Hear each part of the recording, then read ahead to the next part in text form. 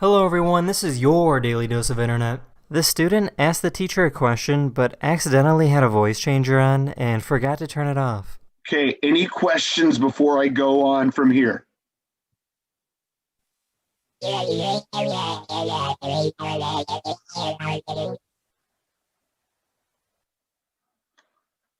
Great. I really understood that well. This box was in the way of this dog's favorite spot.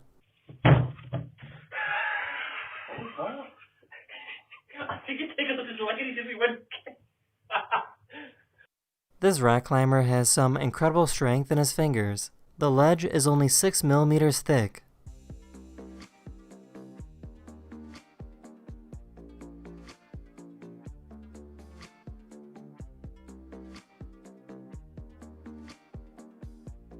Here's a very polite cat.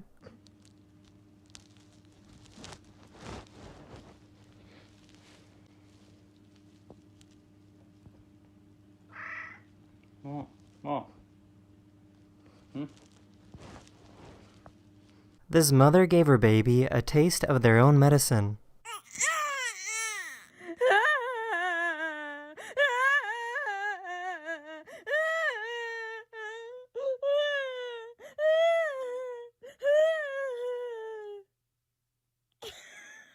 This is what the ultrasound of what a baby elephant looks like inside the mother's womb.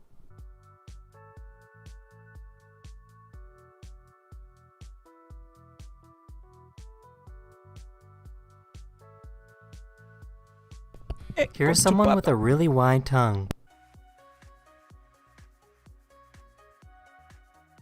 Jesus Christ.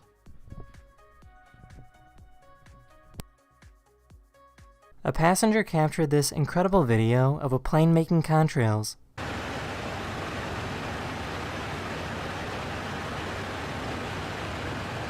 Yeah, we've come full circle. Now I'm a React Andy, dude. I'm a pause champ now.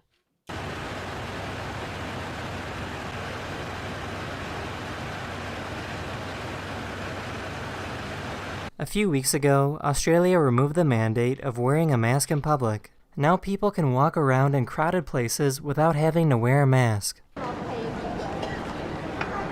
This is what the libertarians want. A tortoise is using a device to scratch their itchy shell. The shell of a tortoise has nerve endings, which means they can feel their shell being touched.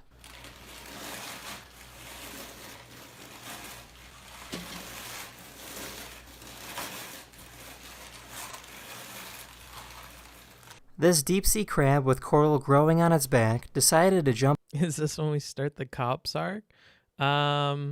Not yet. Not quite there yet. Off this underwater cliff. Whoa, mate! Look out.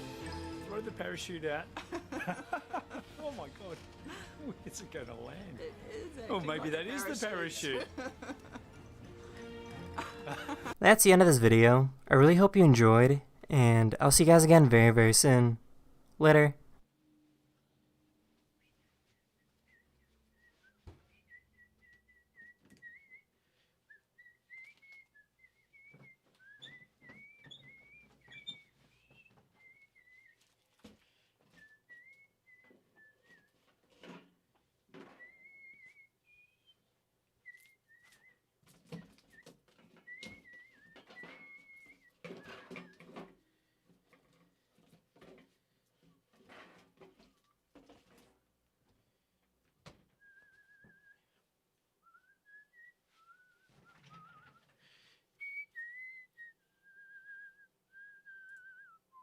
Hey, Vsauce, Michael here. Our atmosphere is a thin veil of air held to Earth's surface by gravity. We live in it, we breathe it, we walk through it every day. It contains all weather, but yet it is almost nothing. In fact, if the Earth was the size of an apple, our atmosphere from the ground all the way to outer space would only be about as thick as the skin of an apple. And because our atmosphere gets thinner exponentially as you go up, 90% of our atmosphere's mass at this scale could fit within a space as thin as just a third of an apple's skin. But that shrimpy sliver of a peel would still be thousands of times thicker than you are tall. We humans are itsy-bitsy dots strolling around in a skinny sky. But that skinny sky does a lot. Think about this. What if I had a really awesome big straw, and I stuck one end in the ocean and the other end out in space?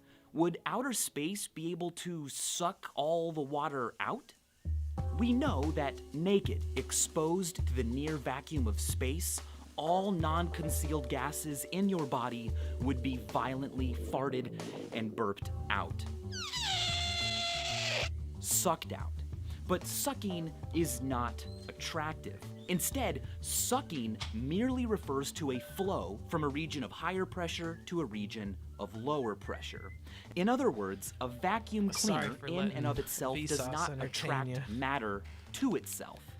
Like I said in my video, I'm awful. All right. I promise we'll start stream. I promise. Here, let's just... Hi. Oh, we need lights. This doesn't look very good without lights. Uh-oh. There we are. That's Juan. Tahoo! Don't you see how that just changes everything? Isn't that crazy? Ain't it crazy that that just changes the whole game? Ugh. Skadoosh. Oh, if only I had a tripod that could do just the right height right here, but alas, I don't. How are you guys? How's everybody doing? Let me go ahead and grab my chat and bring it over here so that I can read you. Make sure that my levels are okay. Levels are looking good. Happy about that. I don't need to see this. Okay. Dude, I'm all out of breath and shit. You will not believe the walking that I've been doing today. I've been doing a lot of walking, chat. Been doing a lot of walking. Your hair is looking sharp today. Thanks. I also might be looking a little glassy-eyed because I did a little bit of something to help me get through that walk. It's like a 3-mile walk, dude. I looked it up. It's like 3 or 4 miles to get to the office. It's quite the fucking walk. I came to the office early in the morning. Drank water? Hell yeah, brother. I got a lot of water right here. I got a whole fridge of water. I had to pick up a bunch because, believe me, I was in need of water. Hi, book fucks. What up, Mad Mark? For anybody that hasn't caught on with memes, like YouTube people, I know YouTube people, you tend to be out of the loop on memes. So for my YouTube chat, you may not be aware, but Destiny was prepping for a debate or asking a question about his prep for a debate, and they were like, how do you not like just start laughing or whatever? And he was like, honestly, I try to like imagine that book fucker, that book moron is like listening to the debate, and I'm trying to think of what he would get upset at me about and avoid those things. And I'm like, well, you know, that's a very backwards way of arriving to that conclusion. But hey, you know, I'm not gonna fault the player or the game, bruh. That's for darn sure. If that's how he figures that out, I'm cool with that. I don't mind. Rent free, boys. Yeah, indeed. Rent free, indeed. I think that's a shitty way of putting it, so I try to avoid that phraseology. But yeah, low key. How do you think he did on that debate? We watched it on Twitch, so if you ever want to check that out, the VOD should be on Twitch. But I think he did a good job. I think he kept his cool through a lot of it. Unfortunately, he uses the weirdest opportunities to like practice his patience. Like he practices his patience on people that I really don't think like should be deserving of patience. So I don't know. Like I think that's a weird thing that he does. Like he picks very frustrating people to test his patience on. but then he doesn't use that like capacity for patience on anybody who I would think would deserve it. So it's kind of confusing. And if anything, I don't think dumb people are a good test of patience. I think that like people that are actively trying to test your patience are good tests of patience. So like when he had his debate with Demon Mama, I think Demon Mama was a much better test of his patience than the other things. Because sometimes patience for him just means like keeping calm on the exterior, and I don't think that's the full picture, and the Demon Mama thing like demonstrated that. Socdoneleft deserved more patience. That is true. I would definitely agree with that. I think that's something I mentioned, but not nearly as much as I probably should have during the Demon Mama review. Is like, yeah, like, I don't know why you're trying to be this calm with her, but then you freak out with Socdoneleft. Like, I don't know. The Socdoneleft guy seems like he's much more reasonable, and you could probably like talk him through stuff without him, like at the very least, without him going for dunks, setting aside logic or anything else, which is kind of like more up for interpretation, I guess.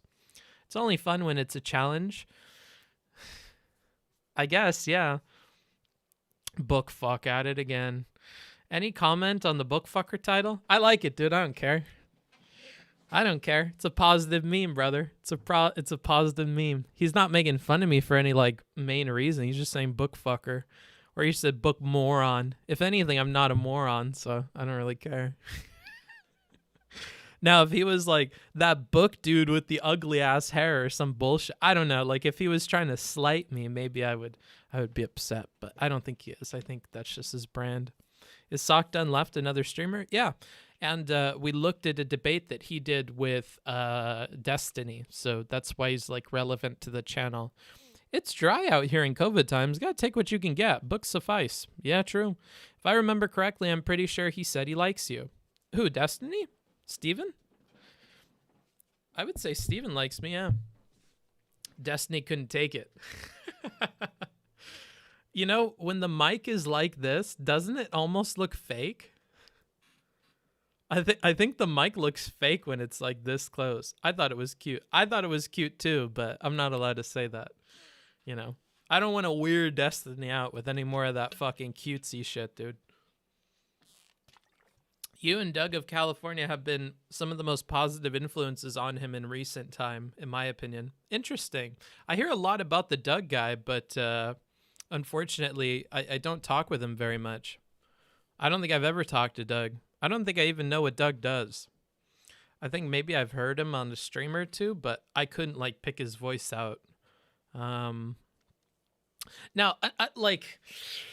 unfortunately, a lot of the people that are in those voice calls with him, I have no idea. I cannot tell their voices apart. Maybe this is like because I'm blind to voices, but like I cannot tell like Lycan from fucking this other person, from Linus, from like, you know, there's like a bunch of voices that just are like nerdy voices that all sound the same, and I have no idea how to like. Fake mic is fake. Yeah, I'm gonna have to like keep moving it so you guys know it's not fake. Agreed. They all sound the same. All the girls too. I don't know about the girls, dude. I don't think Pikachu sounds like Melina sounds like whatever. I don't think the girls sound the same. For me, the problem is mostly with the boys. But maybe that's because I consume the girls' content from time to time. Maybe I'm able to like tell out their voice because of that. Because I don't watch anything of Doug of California. I don't know if he does anything. Not Melina, but the rest do. Ah, I see. Hi, chat. Booksmart's Coomer arc. Yikes. Here we go with it. Every time I mention a female streamer, it's always, oh, Booksmart the fucking Coomer. He watches the Coomer channels. Like, what if it's just that I think they're funny? Like, what if it's just that I like Pikachu, dude? What if it's just that? I don't know. Kind of feels weird, man, that every time I mention a female streamer, you guys think it's Coomer. The joke is the Peach and Pixie sound the same. That's a fucked up joke, dude.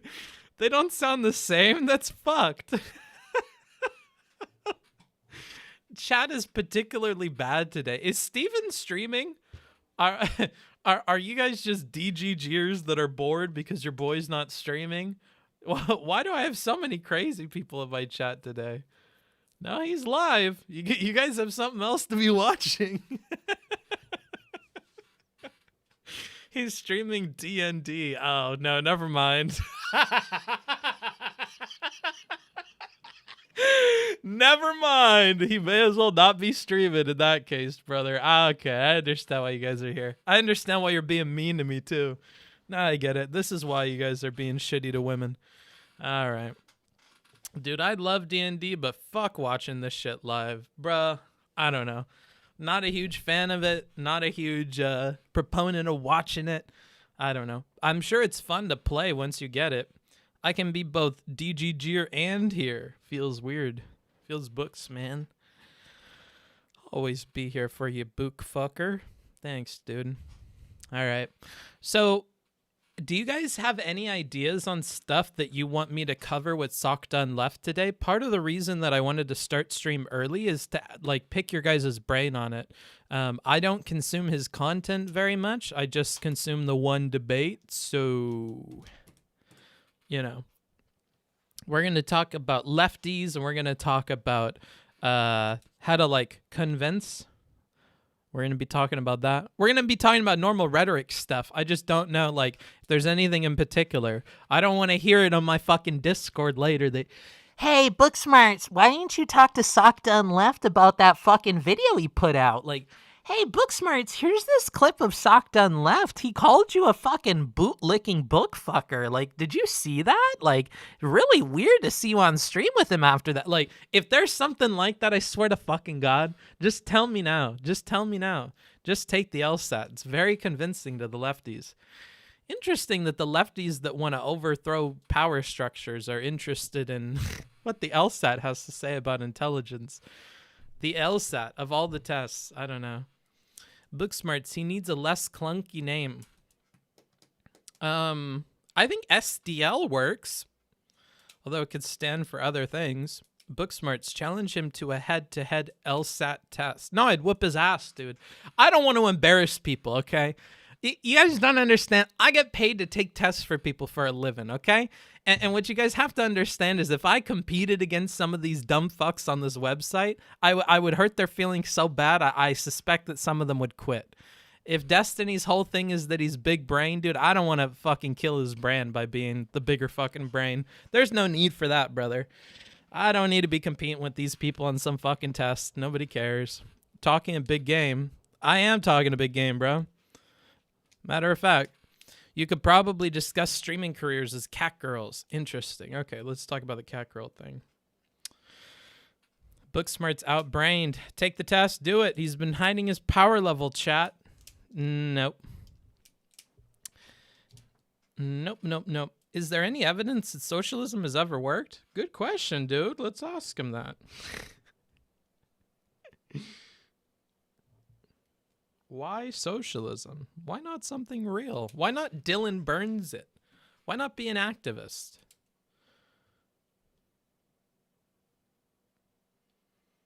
That's an even better question, actually.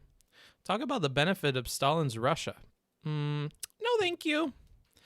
Twitter was way shittier than usual these past couple of days. That's because Destiny's been off of it.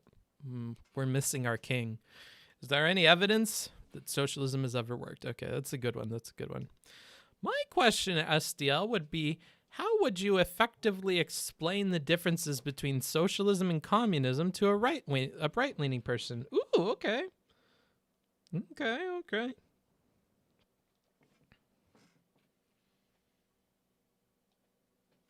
I'm writing it down so that I don't forget. Wonderful. Let's see. Debate socialism, but only respond.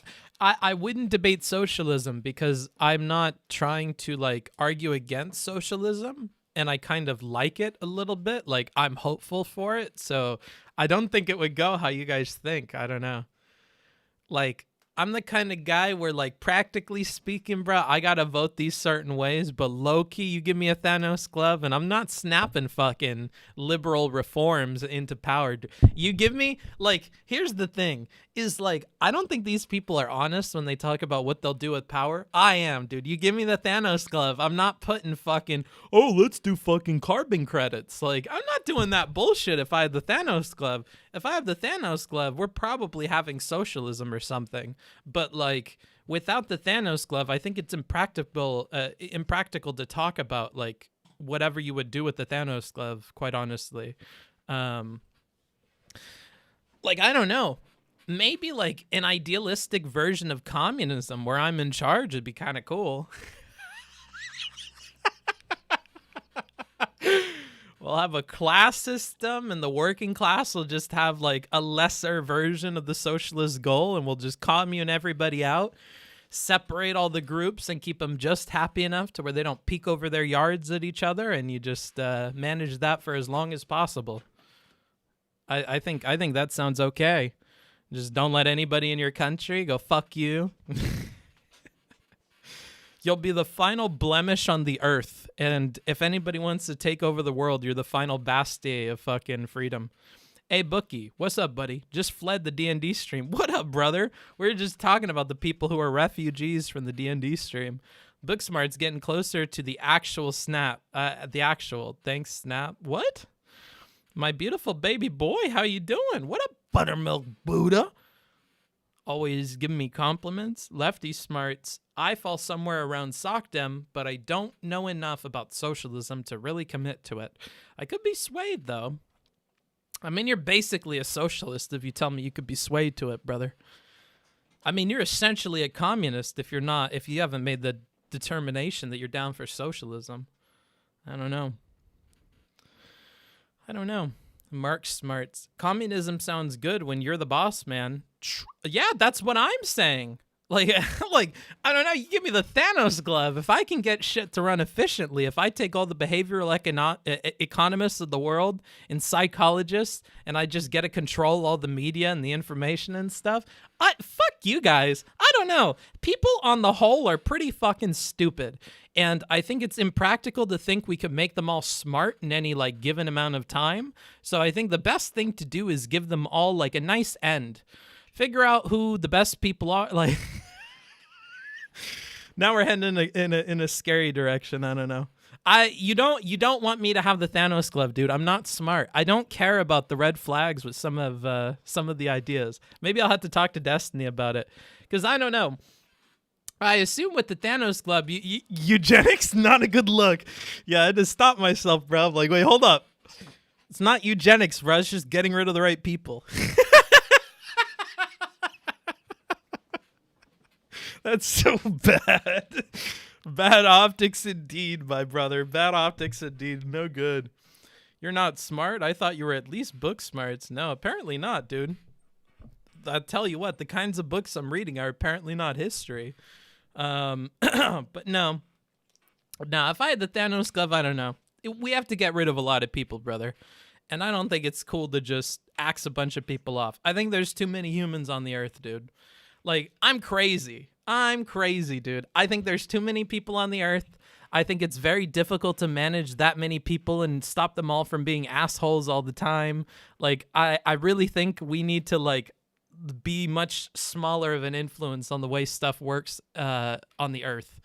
And I worry that when the population gets too big, we just immediately start industrializing and we, like, move at a pace that's much quicker than people can, like, control each other. And so I don't really like it. And I think it fucks over all the other animals. Like, I really think that, like, all the other animals could be smart and shit, and we're just not thinking about how to make them smart.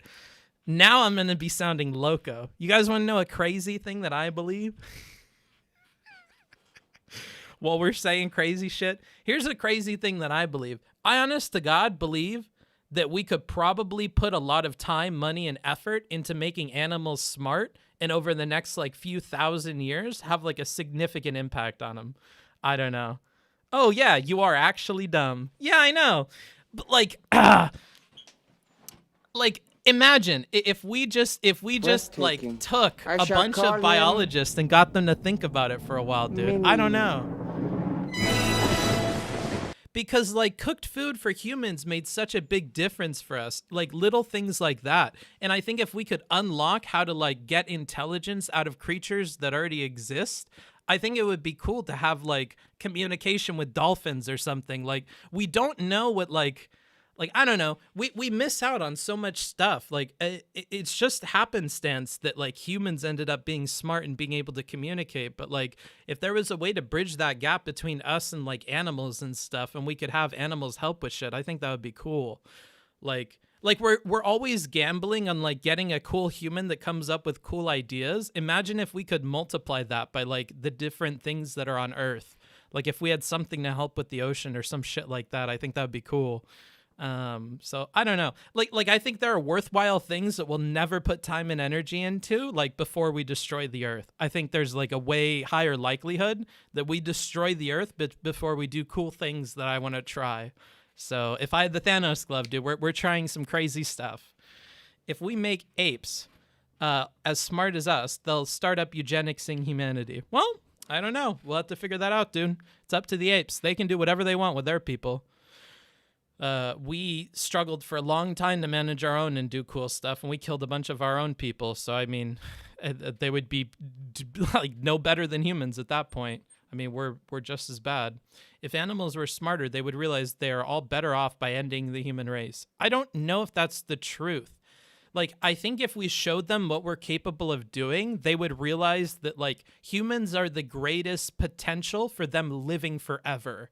Like, they will outlive the Earth, probably the solar system, like a million other things if they can just make sure that humans survive with them. So I don't know. I think if you gave them the intelligence to understand what we're doing, I don't think that they would, like, immediately come to the conclusion they need to destroy us. I don't think that's logical, like, at all. You're assuming a lot about shrimp brain logic. Yeah, those filthy fucking shrimp people, though. We gotta not fuck around with the shrimps, dude. Fuck the shrimps. I'm shrimpist. Let's show them the atomic bomb. Yeah, I don't know, bro. We need to return to monkey, though. Yeah, maybe we should play Overwatch. This is both big and small brain simultaneously. Yeah, probably. Booksmarts, today we're going to think of questions to ask for an interview. Also Booksmarts, so here's why eugenics are okay, and let's make the apes evolve more. You guys are picking the apes. You guys have a thing for apes. I understand you guys want to see smart monkeys. I literally said dolphins. I'm thinking whales, and you guys go straight to apes. Look at you. You're poisoned by pop culture. You are being influenced by capitalist propaganda. Maybe I should talk about capitalist propaganda on stream today. I'm going to put that down. Capitalist propaganda. Because I'm fucking sick of it. You guys are so annoying with your capitalist propaganda, bro. I need to talk to a lefty about this. Only lefties understand. I want smart lemur people. That's what I'm talking about there. See? Still a mammal, but, you know, not as bad as monkeys. Look at these guys with their apes. I read an article the other day about how dolphins... okay, well, we got to tell them why that's not okay, dude. Whale smarts. Birds, to be honest, birds are super smart. Yeah, birds would be cool. Like, imagine if birds could help write music or something because they can hear better. Like, that'd be dope, dude. Dolphins are also pretty smart, are already pretty smart. Yeah, that's what I'm saying. Like, I think if you just focus in like their intelligence and you help them with stuff and you like build out a bridge to communicate, like that'd be dope as fuck. If we had technology that was like that, like we understood like the psychology of animals enough to like at least be able to communicate at some level, even if it's just one way, I think that's huge. Like that's really huge. I don't know. Booksmarts, I feel targeted. Feels weird, man. Well, you know. Android. No way, man. We just need to give dolphins hands. Maybe they don't need hands. Like, this is what I'm saying. Like, imagine if you were a dolphin and you're smart as fuck and you learned how to talk. Like, I don't know if you're like, oh, I need to make the monkey technology. Like, I'm pretty sure you'd be like, No, like I can like make noises, so maybe I want to focus on like microphones and not hand shit. Like you're being very ableist. You're thinking about having hands and you're just forgetting that like they're going to figure out how to make stuff according to what they could do. And that's why I'm interested in seeing what they'd come up with. Like if dolphins need to create like a city, what does a dolphin city look like? Or do they even need that? Is it just a bunch of like truck stops across the ocean? I don't know.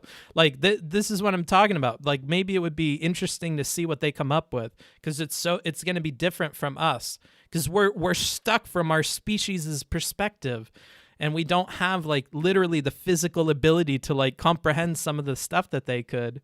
I don't know. Smart ants will be our nanomachines. Yeah, something like that. Like imagine if we could communicate with ants, or like realistically program something into them. Like if we could take an ant body, rework the genes or something to where they're like, you know, their impulses to do something else, and then we shoot them to Mars or something, and they start turning the dirt into like usable iron or some bullshit. Like that would be awesome. Like I think that probably like here's the thing.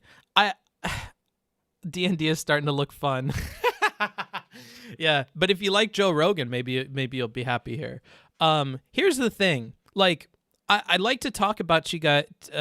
I like to talk to you guys about politics in my terms, right? And one of the things that I think about with politics is we're all kind of born into this, and it's almost like we're spawned in a video game, and the rules are set by the government and whatever, and we just kind of like arbitrarily go along with it. But I really think that like if I was an intelligent species and I was born on a planet filled with a million other super duper complicated life forms that turn like the sun into energy and a bunch of other bullshit, they're like super duper complicated. Like I don't know if like I would be making technology and shit all the time. I'm pretty sure I would try to figure out how to reverse engineer like the complicated organisms, because they naturally like come about and they've naturally like worked over time and developed and changed. And like, I don't know, like you probably want to like work off of the base of the animals and just change shit according to what you want, or like take how they function and like reverse engineer that more than you want to like come up with nonsense. Thanks for the follow. Please ask SDL, what are some good examples of neighborhood/city/state socialism from which we can start to replicate across the U.S. before tackling the federal level? Think gay marriage and weed legalization. Thank you, white people. Happy. All right. Book's long-term goal is to create cat girls. That's what I'm saying, brother. Like, what if we can just figure out how to make ears, dude? That's all I really want. I'm talking about whales. I'm talking about not monkeys. I'm trying to rhetoric us there. I'm trying to like be the science guy. But the reality is I need us to isolate the gene for Nekomimi. I need us to isolate the gene for cat ears. And I need us to put them in cute men. We need to put them into cute boys, dude. That's what we need to do. That's secretly my goal. I just want to isolate the Nekomimi gene. And I think I'm going to collaborate with Japan on this effort. They know a thing or two about isolationism. We're going to take a couple of biologists and we're going to put them in a camp and we're going to work them. And we're going to work them until they figure out how to do it, okay? And they will not be allowed to leave until it happens. Booksmarts X Fuentes collab. I would become a fascist for cat girl ears. I'm sorry. We need to use every measure possible to make this happen, and I don't care, okay? I'm a utilitarian, and my utility is making the ears happen, all right? And we will do whatever it takes. I don't care. Very spicy stream. Eugenics and medical experimentation camps. I said the biologists will be in there, bro. We'll figure it out on paper before we try it out on anybody. I didn't say we're locking a bunch of cute boys along with the biologists, bro. We're just looking at the genes, and we won't let them out until they can prove to me that it'll work.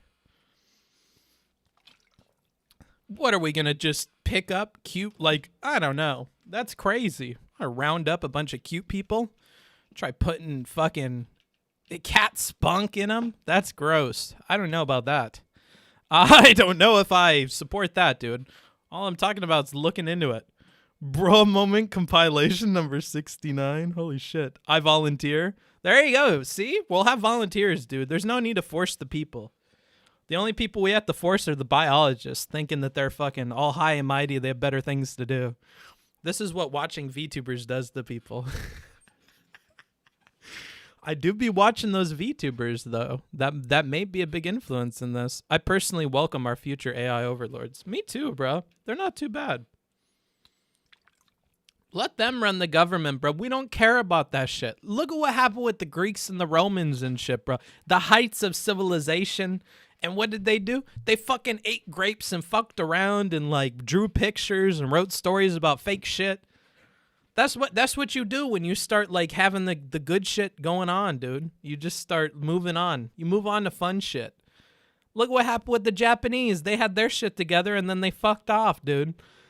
Everybody just starts fucking off. Once you figure out government, once you figure out money, nobody really wants to think about that shit except for accountants and fucking sociopaths, bruh. Nobody really cares about that shit. They want art. They want sexy times. They want, like, experiences. They don't really care about all that other shit, dude. It's just sociopaths and accountants and lawyers. That's it. And lawyers are probably sociopaths most of the time, so, you know. I need to fight this man. His takes are slander. Yeah, now I'm like Destiny, dude. I'm going to come on here and I'm going to say like 20 things to piss you guys off. And then I'm going to spend the rest of the day on Twitter just like replying to all of you. I'm just going to farm your hatred. Books done left. Yeah, maybe. Maybe I should have a Books Done Left channel, dude. Hey, buddy, want to hop into my Discord? Nope. Take the mantle of destiny and tweet out cat girl bait. Ooh, that's a good idea. All right. The Greeks drank lead water, then caught the gay. Well, that's what Alex Jones is trying to warn us about. Alex Jones has read the history books, dude. He's seen it. He sees it coming. He sees Biden's America, bro. Look at Flint. Look at these Democrat-run shitholes with their turn you gay water, dude. That's what he's trying to warn us about. This is going to be the Alex Jones stream now, too. You guys want to talk about Alex Jones? Hey, didn't Socialism Done Left do the Catboy attire the other day? Yeah. Yeah, he did. Xander Hall is the Destiny 3.0. Demon Mama is 4. Hold on, let me... Skadoosh. Oh, that's good there. Yeah.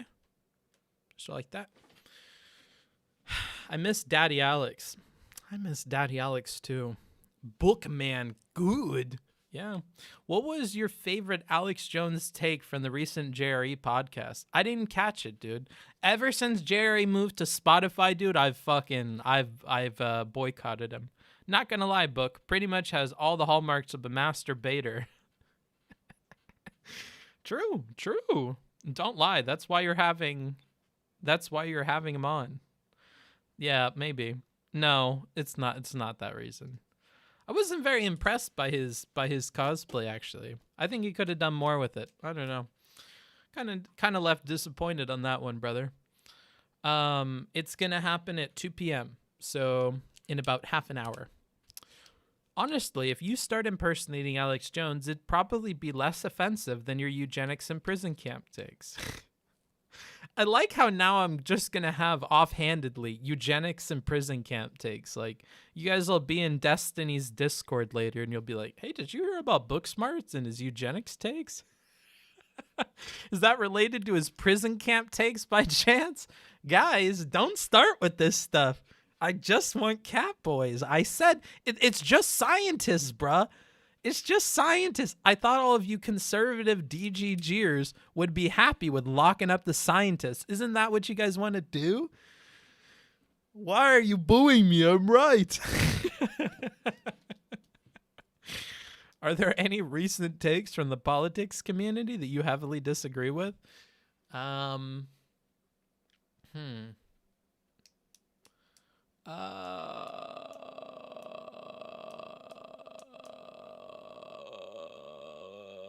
I'm like trying to pick something that won't get me in trouble. Hold on. I'm about to talk to a lefty, dude. I don't want to say anything bad.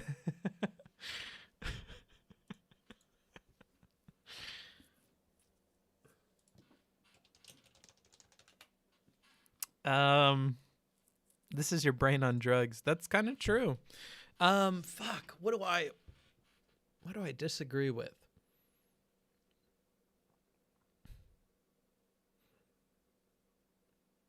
Why does BLM keep popping into my brain, dude? I need to not say that. I think a lot of the like rhetoric around the BLM stuff is fucked, dude. If I'm being quite honest, now that we're done with the election, now that we won, bruh, let me just be real. Y'all fucking fumbled the ball in that one. What the fuck? You had it. It's like watching the fucking Demon Mama conversation, dude. I don't know. Like, okay. You know what pops into the forefront of my mind when I'm thinking about this is I was thinking about an NPR interview that they had with one of the key organizers of BLM. And they were like, okay, hey, when you're talking about this, like, defund the police, like, you realize that can be a bit general or a bit vague. And they're like, yeah, it's meant to be general. It's meant to be vague because, you know, and they just spouted off a bunch of nonsense. And they were like, okay, but like, so let's say that we do that. Let's say that we can defund the police in this place. Like, where is that money going to go? And they're like, well, it would depend on the place and whatever. And they're okay, what about in your city? And they're like social services and whatever. And they're like, okay, and like, what plans have you made to like have that happen? Or like, have you looked in it? Like, they haven't thought about anything. They haven't thought about anything. You start asking them questions like that, and their responses just like are meandering, and they don't answer anything. And none of the protesters can either. And I defended it while it was happening because I know it's important. And I told people like all the conservatives that were like, wait, how come all of the leadership is these crazy people that have awful ideas? And I'm like, well, just because the leadership is awful and they have crazy ideas doesn't mean that the protesters are. And the protesters may have very different beliefs than the key leadership. I think a lot of the protesters don't even know who the leaders are. But like, that is the problem, right? Is like, I think a huge part of this is they didn't have centralized leadership to like create like a unified message that had political action behind it. So like what needed to have happened was these people needed to have protested. They needed to have done all that and they needed to get the hype, but they also needed people who would work with those local governments to make those changes. And what you're asking for are changes that need to be made at a local level, like a state or a community level. That's so difficult. Because you can't just campaign for some nationwide thing that gets done by everybody voting on something. You have to like literally make those changes in each of the communities. And you have to follow up with them because when these things were happening did not necessarily coincide with people being able to make choices that would actually do what they were saying they were going to do. And so like all of these things coming together really hampered that movement. And I think that a lot of people didn't want to talk about that bit of it, and I tried to give them a bunch of slack when I talked to conservative people and give them more constructive ways of discussing it, but that is an honest-to-God problem. When nobody in the protest knows any of the leaders, nobody in the protest knows what they're going to have to do at the ballot box to make it happen, nobody at the protest understands what has to happen after that for things to happen, nobody at the protest even understands how you would make changes in the police department. Many of them don't even understand what would replace the police or what would fix these other problems, the social problems. Like, I don't know. This is what I mean is like all of it was so fumbled and poorly done. And then on top of that, the people defending it, like outspoken supporters of the movement, didn't fill these knowledge gaps and work to like improve upon the ideas. They just copied all the slogans and almost spent 80% of their effort defending the rhetoric of their slogans. So much of the conversation was centered around how bad the slogan was. The defund police or the abolish the police or the all cops are bastards. Like, so much time and energy was like diverted from that simply because you guys couldn't all get together and change that. Like that's not even everybody's bad for calling you out for optics, because I think the people that are on that boat cutting through the ocean are screaming at the ice that's slowing down the boat. And they're like, you guys are ruining it for us. We wouldn't have to talk about optics if you didn't complain about it. And it's like, we wouldn't have to talk. Yeah, but you chose to drive through the ice field. Like, we're telling you, you could have gone to open water and gone around it. But instead you chose to like play the game this way, and you made it difficult for yourself in the process, and it's so fucking stupid. And then when you find yourself in the middle of an ice sheet, you just continue to like drive through it. You don't even think about like, okay, so we're in an ice sheet, let's figure out like how we can get out of here, or what the most efficient way out is. No, they're like, fuck it, we started in this direction, we're going in this direction. And it's like, okay, well, you're gonna just lose people over time. I don't know. Booksmart's defending the rioting parts as well seem pretty bad too. When did I do that? This is Books' departnered moment. Am I don't think I'm saying anything bad. Am I? Don't start talking about lawnmowers. What about lawnmowers? Repeat after me. The rioting needs to fucking stop.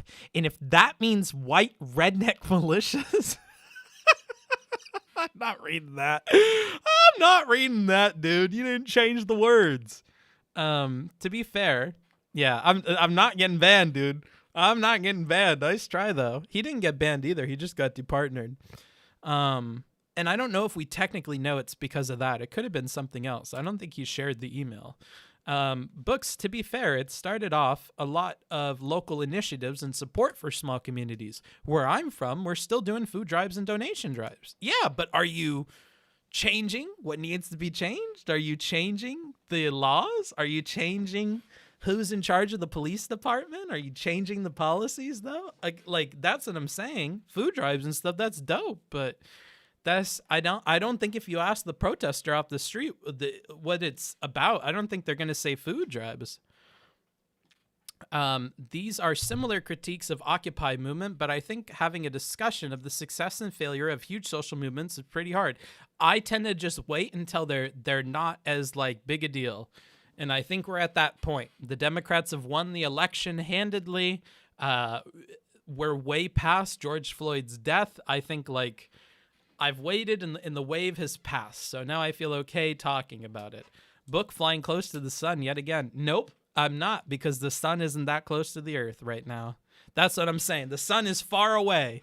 So now that the sun is far away and we have a nice sunny day and it's not a hellscape on earth, I'm going to open up the bunker and I'm going to go for a bike ride, okay? Or we're going to go for a fly in the airplane real quick while the sun is not too close to the earth. Do you think that accelerationists in the left hurt the causes they support more than help?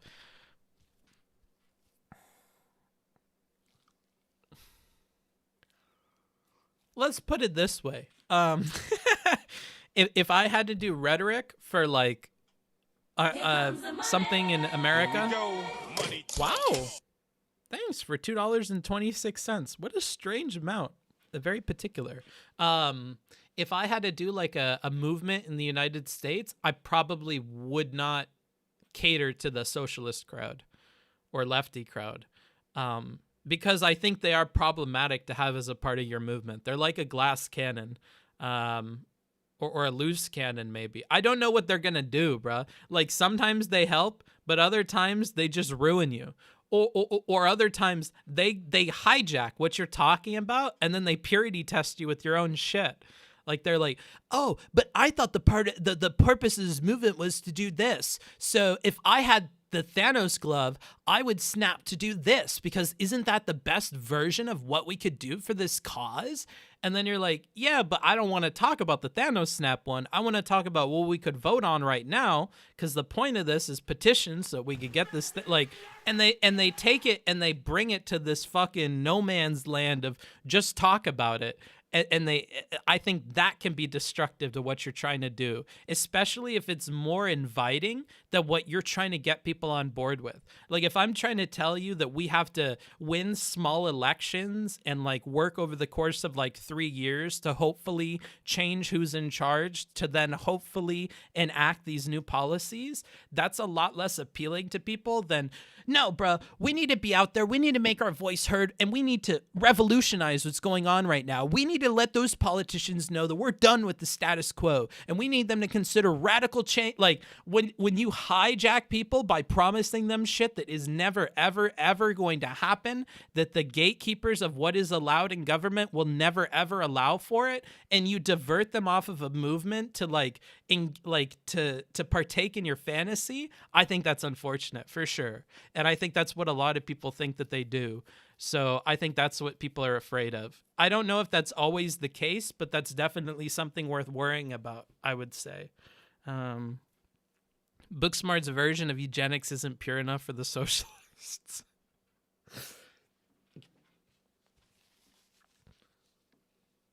Aren't socialists book burners? Isn't that like a historical truth?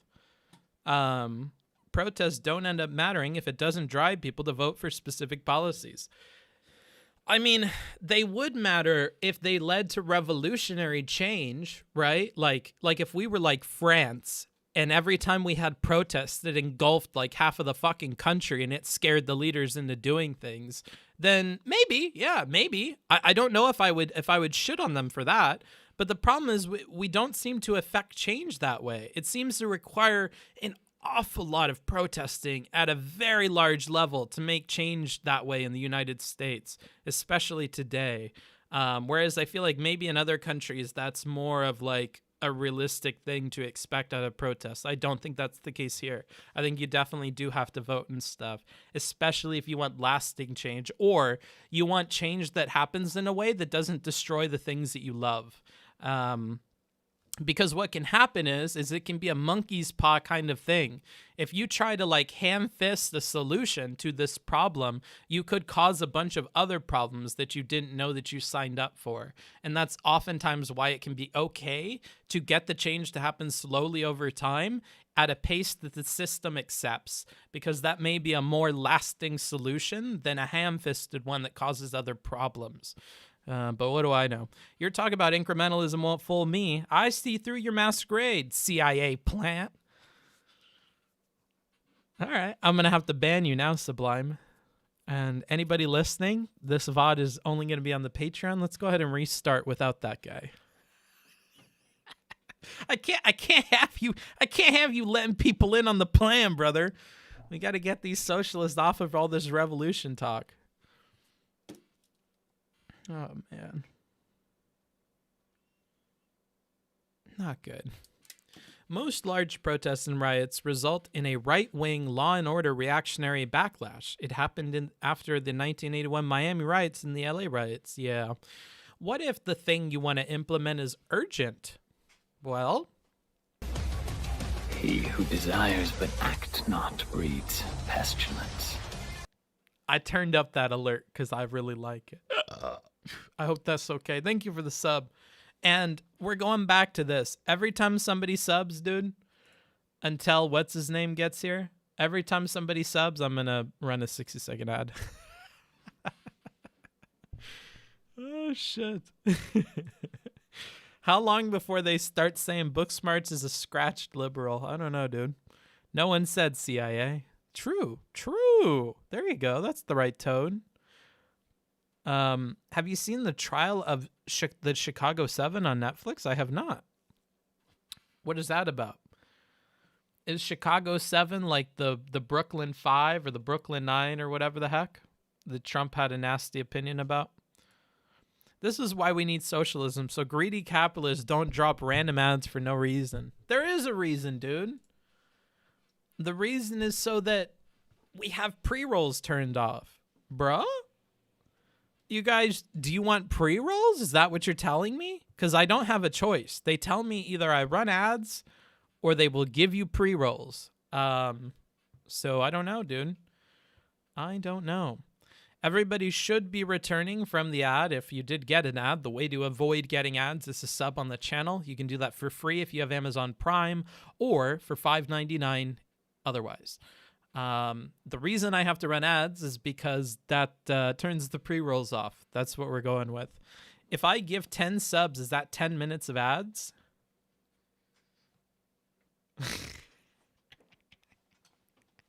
I don't know, dude. Let's try it out. That sounds worthy of a test. That's a hypothesis. Let's see. How are you going to design an experiment to figure that out? Let's find out. I'm calling the police. Okay, well. What about the fruit roll-ups instead of pre-rolls? Get them in before the talk. True. I'm going to try to run these ads before the talk so that we don't have pre-rolls during the talk. Okay.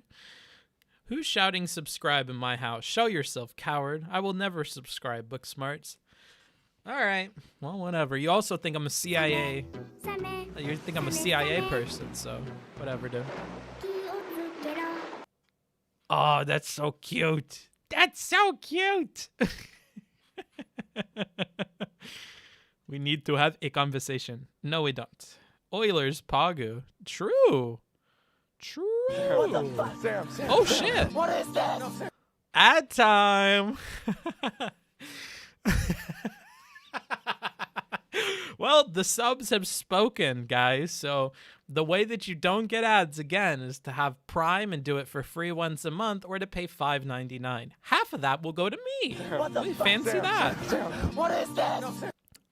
Dan the Mango, that's a dude that's good at clipping. I know your name, buddy. I know your name. See you after the ad. See you, Stuart. Bloop. Or get gifted a sub. True. Or employ some DST. Maybe get somebody to give you act not breeds pestilence. Wow. You know what happened is one person did it, and then then I did the ads. You have to form these opinions yourself. You can't cut to the chase. Drawing your own conclusions is the chase. And then everybody that got the ads, once they saw one person sub after, they're like, fuck this. I'm not fucking watching another goddamn ad. Fuck this Booksmarts guy. I'm gonna fucking, I'll sub. All right, fuck you, fucking $5.99. My version of being polite is to at all costs avoid and they just rudeness. they immediately and it feels like I have a much better chance of And then making that 5 of work them came by through at shutting once. up than by speaking. Interesting. Booksmarts, you should have a booksmarts.gg to keep Twitch's dirty hands off your money. How do I do that? Would Destiny get mad at me if I asked him about it? Sharku, Sharku. Whatever.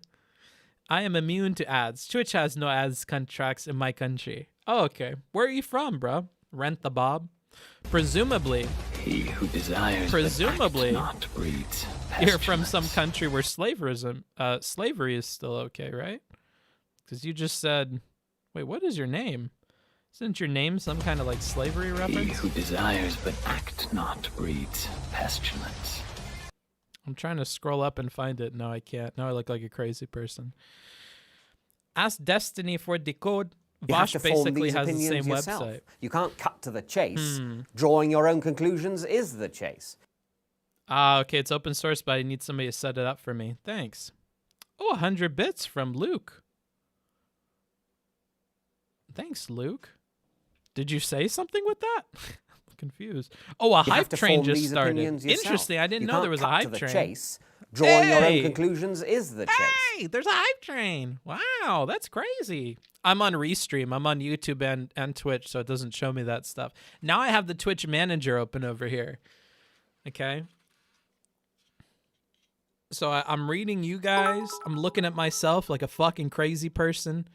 And then I also have the Twitch manager here. Because you know what? Look at what they show me.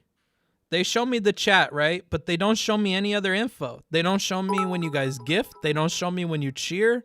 I got to look at all that shit over here. I look at all that shit over here.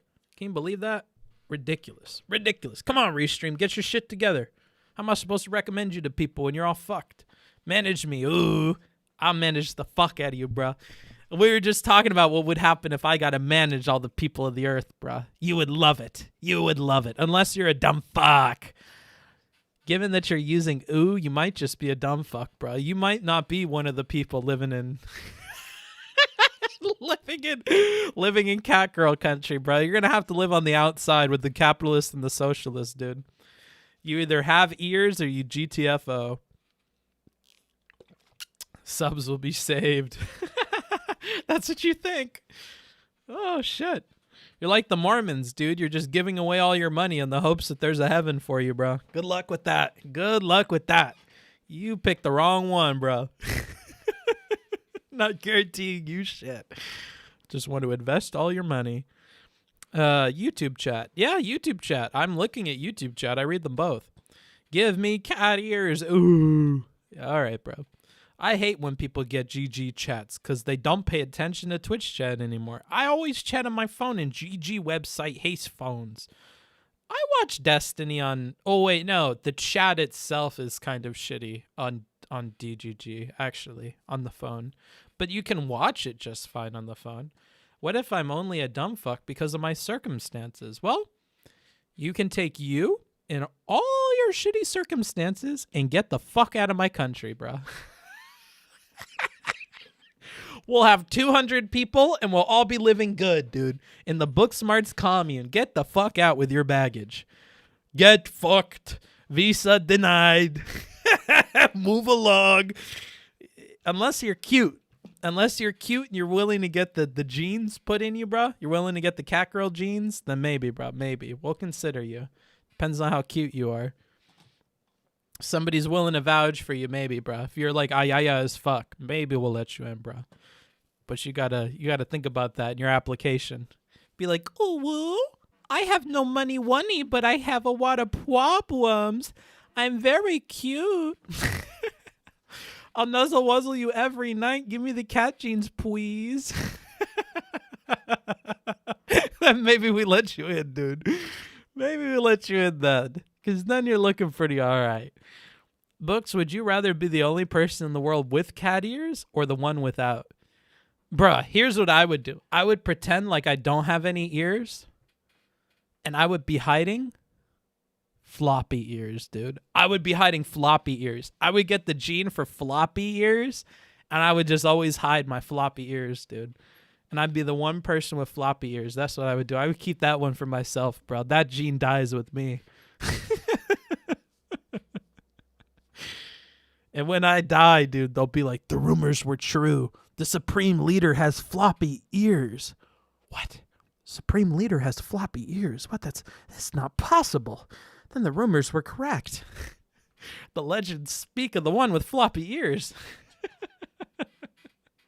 Not sharing your genes? Shake my head. There would be a lot of gene sharing going on, dude. It's just they wouldn't get that. We'd be swapping a lot of genes, dude. It's just, Sharku.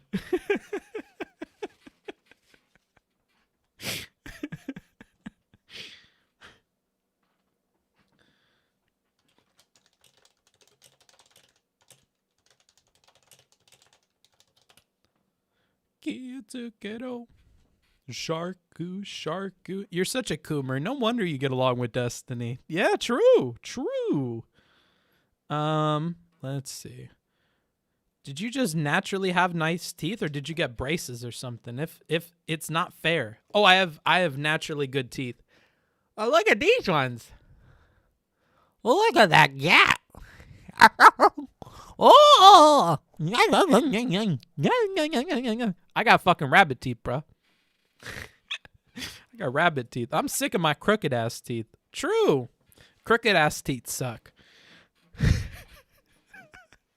Let me just reassure the voice in your head. Yeah, crooked ass teeth are kind of feels bad, man, but that looks kind of offensive. Yeah, a little bit, dude. No, like I didn't like having crooked teeth neither. But I was more concerned with the buck tooth. I used to have real big buck teeth, and I used to get made fun of for having buck teeth all the time, bro. So I know how it feels. But I'm making fun of crooked teeth motherfuckers, because nobody cares about your crooked teeth. Everybody's like, oh, my fucking teeth are all crooked down here. Nobody really cares about these ones, I don't think. People really do care about these ones. If these ones are fucked, I feel like that's 10 times worse than the bottom ones. But maybe that's just me. I feel like having the top ones fucked is a lot worse than having the bottom ones fucked. I think it's only a problem once you're like intimate with people to think about the bottom ones, but I think most people don't really give a rat's ass about your bottom teeth. Damn, never thought about that, but feels true. Yeah, like I don't think people are like trying to look at your fucking bottom teeth and making fun of you for them. They're like, "Hey, did you see her bottom teeth? Did you fucking see this? They're all fucked." Like, but act not breeds pestilence. For your buck tooth. dang! He want me to floss my teeth with his money. That sounds like an OnlyFans request, dude. That sounds like that's going on the OnlyFans. I'll take that 50 out of the ATM and I'll shoot you a DM with me flossing, dude. Thanks, brother. I appreciate that. 50 big ones from that guy. Oh, man. Thanks. Imagine have perfect bottom teeth and fucked up top teeth. That's God being cruel. Yeah, exactly. That's what I'm talking about. Like, imagine if, yeah, exactly what you talked about. Imagine if your top teeth were fucked, but your bottom ones were all fine. I don't think you'd want to live in such a reality. I think you would easily want to snap it back around. I think the top are way bigger, way more important. How are bottom teeth involved when you're being intimate with somebody? Am I missing something? No, I just think that's the only time I think anybody would start caring about what your teeth look like. Like if I had to wake up next to you and I have to look and you're like, and then you're fucking all snaggled out. Like maybe those things all put together make it to where I'm like, do you want to get braces? But I don't think people ever normally care about the bottom teeth. Like that's what I'm saying. Like if we were to pick when it is that would happen, it would happen like when you're intimate with somebody. I don't see people caring before that. Faram is the first cat boy. Yeah, maybe. He's trying to buy his way in, dude. That book fucker. Dang. People with buck teeth fetish are rich. Yeah, now I know that, dude. Now I know. Maybe I'll manually get these pulled back apart. I bet you as I get older, they'll probably pull apart. So if you want a man that ages well and your thing is buck teeth, I think I'm your guy.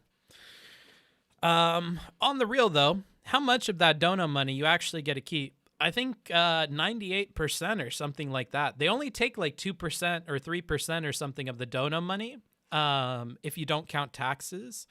But Twitch literally takes 50%. And 50% of donos and 40% of the fucking the bits. Twitch just like fucking. Twitch is like if you had a lemonade stand and you're like, oh, that's so cute. Yeah, here I'll give you $1. Fuck it, $1's fucking nothing. I'll buy. That's so cute. And then a pimp just stepped in a fucking Amazon uniform and they're like, I'll take that. And they fucking rip it in half and then they give the other half to her. They crumple it up in a ball and fucking throw it at her head. And you're like, whoa, what the fuck? Like, okay, here's your fucking lemonade. Enjoy it. Here's an ad. Like, okay. You're going to take half and you're doing ads? Like, what the fuck? I don't know. Yeah, it's whatever. I think 100%. Yeah, it's just whatever, like, PayPal takes off the top. Booksmarts to his partners, hey, can you change your body for me? I didn't say that I asked for that, but I'm saying that's the only time I could see it ever coming up is when you're like close to somebody and they're like, do your teeth bother you at all? Do you want to fix your teeth? Because like at this point in time, it's not even a ton of money for like most American people to do it. And it's like a fairly normal thing. I don't think you're a dick if you honestly just ask your spouse, like, do you want to get braces? Like, have you ever thought about getting braces? Because we could do it if you want to. Like, it would, like, because it objectively makes your teeth better. It helps you on jobs. Like, I feel like I started to take the Korean logic. Korean people are fucking, they're really okay with talking about changing themselves for like benefits. I think braces is a trivial thing at this point. They don't even hurt a ton if you get the Invisalign ones. Like it's at a point where I think it's like, I think it's like not that big of a deal to get braces. And I don't think it's a big deal to like talk about that with somebody that you're dating. I don't think that's a big deal at all. You don't get $1 for 100 bits. No. I think I get, like 60 bits, 60 cents or something for every 100. This is why books want socialism. Yeah. Like, I've talked about this on other streams. If you told... Oh, shit. Hold on. I have to call Socdoneleft. I need to stop ranting. Oh, no. He says he'll be ready at this time. Okay. Fortunately, you play a bunch of ads and talk about commercial. Where should I call you? Can I get that ready?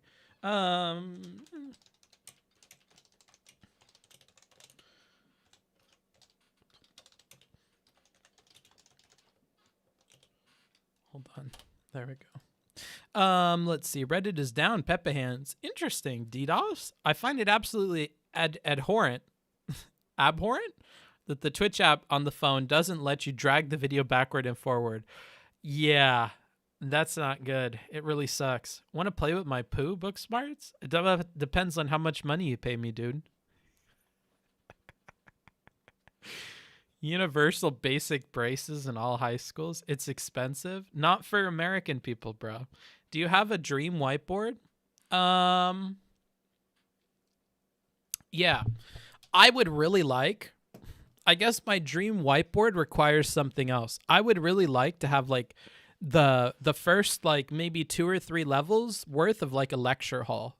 I would love to have that as like a filming location. Like I would love if I had cameras set up at like the top of like maybe like 2 or 3 levels of like desks, and I just had them up there and I was just down in front of like a big ass whiteboard. I think that would make for really good explanation streams. And if we just had 1 million cameras, like if I start drawing something on the board, I can cut to a camera of the board.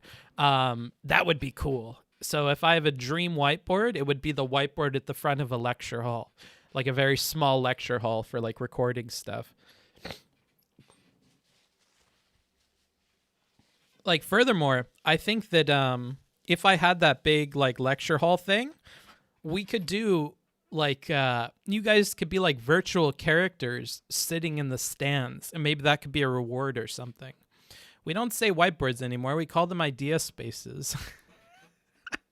Are you from Silicon Valley, bruh? With this terminology you're using?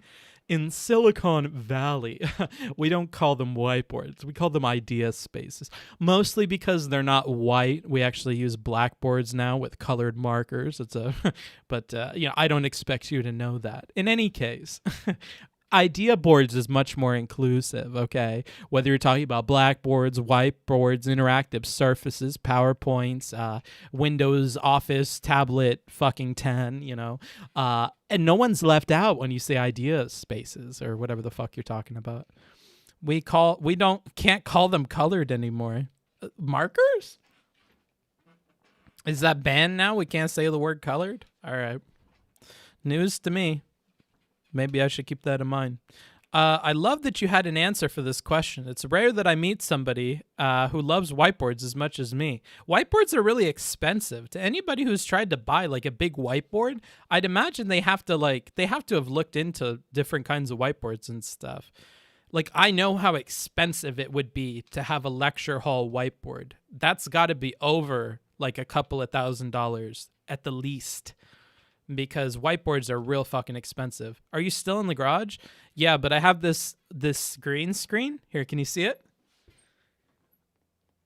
I have this green screen behind me. I had to move out of the office. Couldn't fucking afford it. I saved up enough Patreon money to do a flex for like 1 month at the office, and then I moved out.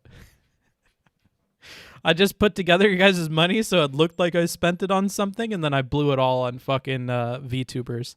My bad. They're so much fucking money. My dream would be to have a massive whiteboard in my living room. Interesting. You're what we call a crazy person, Thomas. What's that movie where the dude makes like a giant model of that rock formation out in the desert? And he's like crazy. He's obsessed with this place. That's what you're reminding me of. I want a whiteboard in my fucking living room. I want to build the scale model of Mount Doom. Like, okay, that's pretty cool, I guess. I mean, live your truth. Live your truth. We have a lot of ads that are backed up. If you don't want ads, sub. And if you sub, I will run ads. So I have some ads to catch up on. Here's one of those. Okay. We're just waiting a bit on socialism done left. No big deal. Am I a weirdo for liking chalkboards over whiteboards? I think you're just more patient. I can't handle chalkboard mess. Chalkboards bother me. And What is this? wow, Colin Stevens. Congrats. You've just queued up an ad for those poor people when they come back in 30 seconds. I love being mean. I wish my brand was being mean. This is why Destiny leans into it. It's so much easier to be mean than it is to be nice. Imagine seeing ad right now. True. Rent the Bob. Oh, Rent the Bob. That's the person whose name I was making fun of. That sounds like some slavery stuff, dude. Ads are yikes as fuck. If you're of that opinion, why don't you put your money where your mouth is, bro? Show ads how yikes they are and give Twitch more money. Get a massive chalkboard where you can switch between the top and the bottom. Oh. No, I like the one where there's 3 of them and they're all on like different rails, so you have like multiple layers. I like that.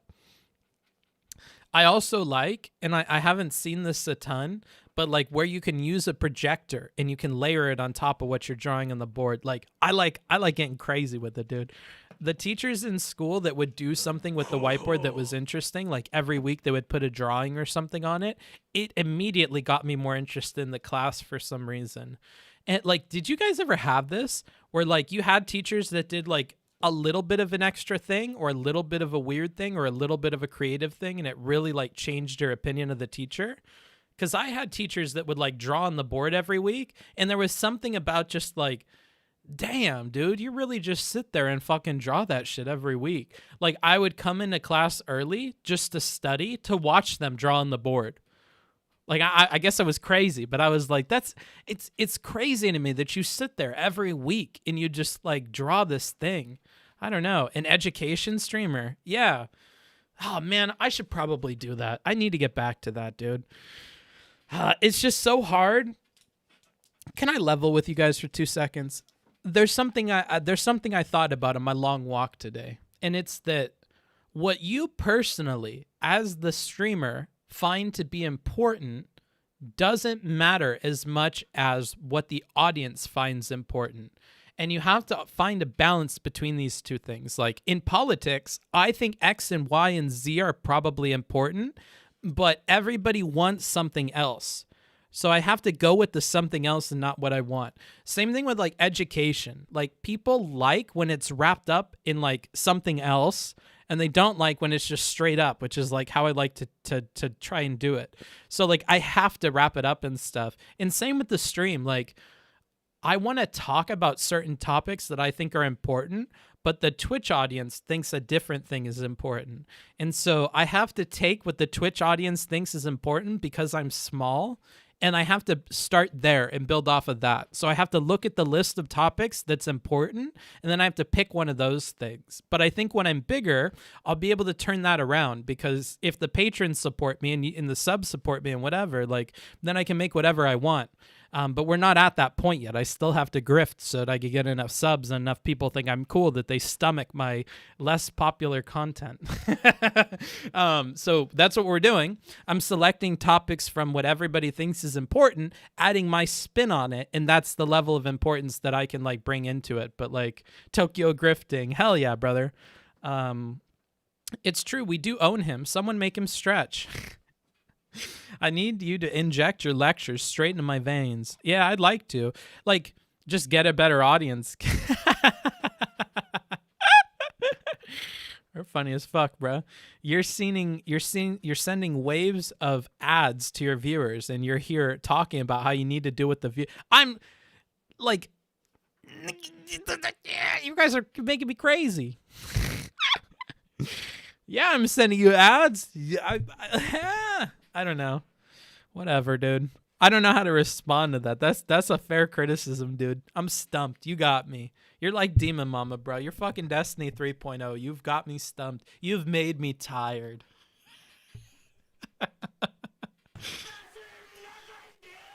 How much do I need to donate before you cater less to your audience?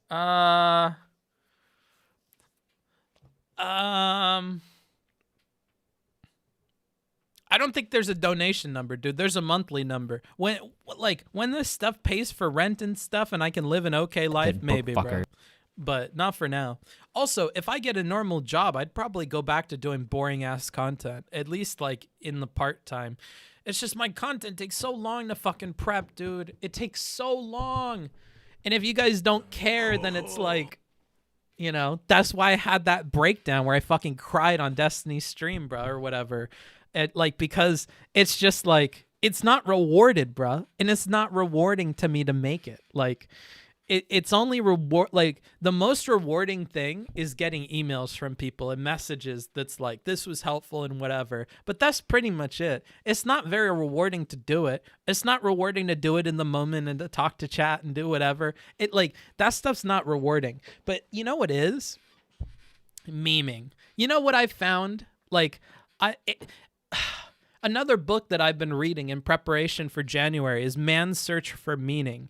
And in Man's Search for Meaning, it's written by like a psychologist dude who was, a prisoner during the Holocaust. And he talks about finding meaning during that. And I'm like, oh, this is a very hyperbolic comparison. But like, I have found in my time streaming on Twitch ways to put my brain somewhere that makes it enjoyable. And now that I've found these different like spaces in my brain that I can go to have fun with it, I think that like I'll just keep building those up over time, and I'll be a stronger person for it. So one of the things that I do is I've learned to meme. And I've learned not to care. Sometimes I can just turn it off, where I don't care. We're memeing. We're gonna make fun of this person. We're gonna do what Twitch wants. You know, I've gotten better at that, and I've gotten more understanding of that's how it works. So like, and like talking about the shit that people want and not caring about doing like 8 Destiny reviews in a row, shit like that. Like, I've learned to not let shit bother me. The stuff that bothered me before, I've had to like resign to different parts of my brain, realizing you guys want different stuff. And then in the moment when I'm doing something I wouldn't necessarily want to do content-wise, I've learned to like meme with it and have fun with it. So Viktor Frankl, right? He is super cool. Yeah, he is. That's what I came here for. The ends justify the memes. The Audible audiobook is really good too. Well, I haven't tried the audiobook. I just have like a little copy I've had since high school. Twitch has changed you. I want the old booksmarts back. Yeah, Twitch has changed me, dude. I fucking learned. I learned a thing or two. I learned that most of the people on here are memers. I've learned that like almost all of the reason why you're doing stuff is for clout or money. And you know what? I think I'm a smart guy. I think I'm a bit of a funny guy. I think I want to take a gamble on this, dude. I think I could be a streamer person. And you know what? I don't mind. I don't think it's that bad of a thing. I think that like we could easily get enough money to travel around the world and have fun and do whatever the fuck I want. So like, no, I think doing that and bringing people along for the ride and controlling the narrative behind that adventure, I think would be really fun. Like to show you guys cool shit and to like do my nerdy approach to whatever life brings my way. Like we're all on a boat together. In a metaphorical sense. It's almost like I'm on a boat at sea and I have a camera and you guys just get to like do whatever with me, okay? And so I have to choose where to take that boat. And right now, we're stopping at the popular ports, bro. We're stopping there. We're showing you guys what it's like to like see the Caribbean and see fucking the Mediterranean, whatever. We're doing what people expect, okay? But as soon as my pirate boat saves up enough, dude, we're hitting the fucking high seas. We're going to Japan. We're seeing the Orient. We're doing it, bro. We're going to the edge of the earth. We're fucking proving the earth is round, dude. We're going to start challenging some shit, you know? So that's what I think. What happens if you hit an iceberg? Hold on. Socdoneleft is ready. Let me just finish up this like major whatchamacallit. We've gone off the road here. Can I come on the boat? Yeah, you all can see from the boat. All right, I'm live streaming it. What happens if you hit an iceberg? Do you have proper life rafts? No, it's a party of one on the boat. You guys will watch me drown. You'll watch me drown in live time. I guess to continue the analogy, this would be like Wings of Redemption. Like you'll just slowly see me lose my mind on stream. I'll go down with the boat, dude. I'm not cutting the feed, bro. I'm going to show you to my last breath. You're going to see me drown, bro. Oh, shit. But we're like pole watchers, and you'll put up pizza boxes on the windows. No, bro, I'll cut a hole in the hole. I'll give you the inside scoop, bro. The Happiness Hypothesis is another book that helped me reflect on ways to maximize fulfillment. Interesting. That's how you get unpartnered. Content is content. These are like two different ways of thinking. I love the dichotomy between these. That's how you get unpartnered, and content is content. The Ice Poseidon versus the fucking SJW thought. Interesting. You better stretch, dude. I didn't see a stretch thing. Here, let me check. Oh shit. Okay. We'll stretch and we'll bring on Socdoneleft.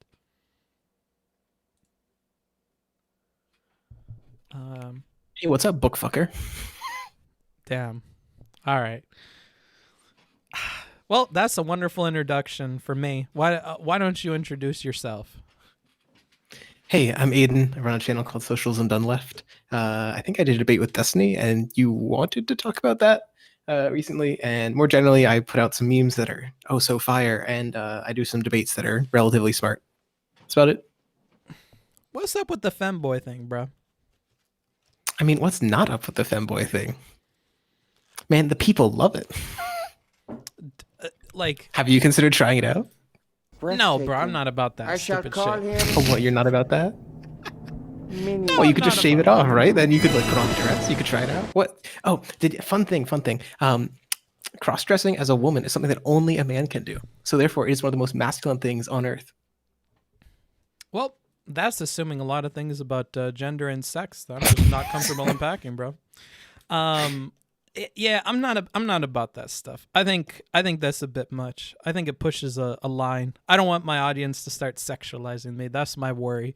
I'm so sexy already. They're already giving me such like unwanted advances. I feel like I would be like Squad W if I like continued to tempt them by putting on cat ears and stuff, bro. I think that's emotional manipulation. That's emotional manipulation. Mm-hmm. Wait, you don't think that you've educated your audience, right, to be aware of like the rhetorical tricks that like attractive streamers like you could pull to like weasel with their little reptoid brains? Well, the problem is they don't have rectoid brains; they got Coomer brains, and fair point. Yeah, I don't see them getting past their nature. This has been a truly catastrophic start. What? It's not bad. For context, this dude dressed up as a Catboy the other stream, and that's what he was up to. What else were you doing on that stream? Oh, I hit 24,000 subscribers on YouTube, so I was doing an AMA. Damn. Or a, what do you call it? Like a viewer calling thing. You're going to have to forgive me because I'm awful and I haven't seen a lot of your content. On YouTube, what's the typical stuff that you're up to? Sure. I mean, I guess I make memes. People view the memes. That's one thing. Most of the stuff that I do, like most of the content that I do is I have got like a big research document and I use that to engage in like debates and debunking of videos. Those are the main things. So like React Andy content and debates with people. So that's kind of it. It's actually pretty hard to find conservatives who are like willing to debate. So whatever. I mean, do you want to only date conservative people? Do you not want to like debate like other lefty people? I mean, sometimes yes, but like even then, it's like hard to find what you'd call like tankies or like MLs who are willing to debate generally. And it's also hard to find people in like other weird niche ideologies. I don't know, like the like Twitter, Twitch debater space is almost entirely dominated by like Socdems and socialists, 100%. And like, what do you see as being a way to get more conservatives interested in doing the debate stuff or interested in the platform more broadly? I mean, I don't know how to quite answer that. Like you'd think that with like, the conservatives already have their leading figures. What's it? like the biggest is Tim Pool, who obviously I guess they do some conversations, but then you've got Ben Shapiro and Crowder are the next to biggest ones, and those two are famous for their debates, and yet apparently the conservatives don't enjoy doing debates. So what's going on there? It just seems like, honestly, I think the basic answer is that like a lot of them are just afraid. Like that seems like the simplest answer. A lot of people are, the people that go on Destiny's stream are like abhorrently low quality. People just seem afraid to actually do the debates. Like, because I think what IRI was saying, I think that he said in the past that kind of pushing people like Lecture Fan off and treating them poorly when they like start coming up, and constantly like quelling every population of like conservative audience that comes on is part of the reason why they don't exist on here.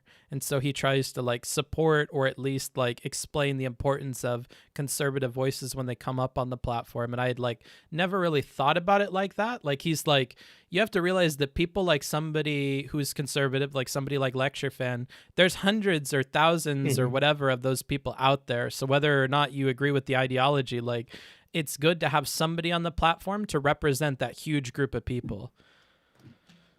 I mean, I guess like I don't necessarily disagree that it's good to have people on. I'm not a big fan of deplatforming or anything like that. The problem is that like Lecture Fan is just bad at debating. Like you just need better representation. And that's the other, like Ben Shapiro and Crowder are also not good at debating. They just do it. They do like a whole kayfabe thing. They prepare for like weeks or months beforehand. They go and they debate like people who are walking around in college campus with no preparation whatsoever, and they just dunk them. It's all just for show. They are not actually interested in like debating these sorts of things. That's why people don't debate Sam Cedar. That's why people don't debate Destiny. I don't know. I think that the big wave of them actually doing debates was like 2017. They all got crushed, and then now they don't do it. But I also don't necessarily see people like exploring their ideas in the way that like we have parallel conversations happening to debates on this platform where people are just like free to converse about the ideas they believe in. But I don't feel like we have that for conservative people really. And every time we do, like they get in trouble. And I got to think that that's also half of the equation that makes it difficult for conservatives on the platform, is that they don't have like a conversational space either because they'll get in trouble. I don't doubt that. Like, I'm sure that a lot of lefties are not willing to grant people a lot of. I've noticed that a lot of people on the left, in particular, are very unwilling to grant any space for like people with very divergent views. So I don't doubt that that's true, especially if people with like rather more divergent views, like those of Lecture Fan. But and like of the conservatives you've seen, then who do you actually like? I mean, that's the thing, though, because like when I look at all of the large conservatives, very few of them actually seem to put a lot of the like work into researching, preparing for this sort of like, I don't know, debate oriented like focus for actually defending their ideas in like platforms like these. So I actually am not sure that I could point to any conservative that really orients themselves well towards that. What about Destiny? Like Tim Pool doesn't, Ben Shapiro doesn't. I mean, Destiny is like Socdem. If he's conservative, then I guess we live under like socialism or something. Okay. I mean, transitioning off of that, living under socialism, when do you think that's going to happen? I mean, honestly, like the long trend of history, I point to this chart all the time. I can post it. Since 1925, the portion of spending that the state has done on welfare has gone from 1% to about 25%. Obviously, socialism isn't when the government does stuff, but like there's this enormous trend towards like upwards and upwards spending. There's been a recent decline of like unionization, recent decline of like other leftist things. But in the long trend of history, it certainly seems like we're building increasingly democratic institutions and increasingly like redistributive institutions, increasingly participatory institutions. There's this really great quote from non-socialists, just like center left, maybe Socdem economists. They're in Acemoglu, that free labor, the kind of labor that we have nowadays, is actually the historical oddity. Slavery and forced labor were like the long historical norm. We live in like an increasing era of free labor and union organization, despite all appearances. So anyway, I don't want to put a number on it, but like it certainly feels like the trends are mostly in the right direction. And here's another thing I don't think people necessarily talk about with these other things that are getting popular. Have you ever considered that the capitalists may take those things away, that people start to associate unions with like corporations more than they do unions with like worker movements or anything? That like the capitalists, through the way that they like allow these institutions to come up through regulations or whatever could make them appear differently to people and could take away like I don't know if I'm explaining this quite well enough. I think Like it a sort could, of cultural shift where the young people or something hate unions because they're like, unions are corporate, something along those lines. yeah, or just people stop like, because when you're telling me like, oh, we've had an increase in unionization, we've had an increase in this, we've had an increase in this, like, I don't know if everybody puts together those points and thinks of them as socialism. And I think even if we give that stuff to people, I think at least in America, enough people have a hate boner against socialism that I think if we get public medicine or something like that, that the conservative people that dunk on it now will find some way to like get away from that, and they'll still find a way to dislike socialism while supporting like systems that exist right now.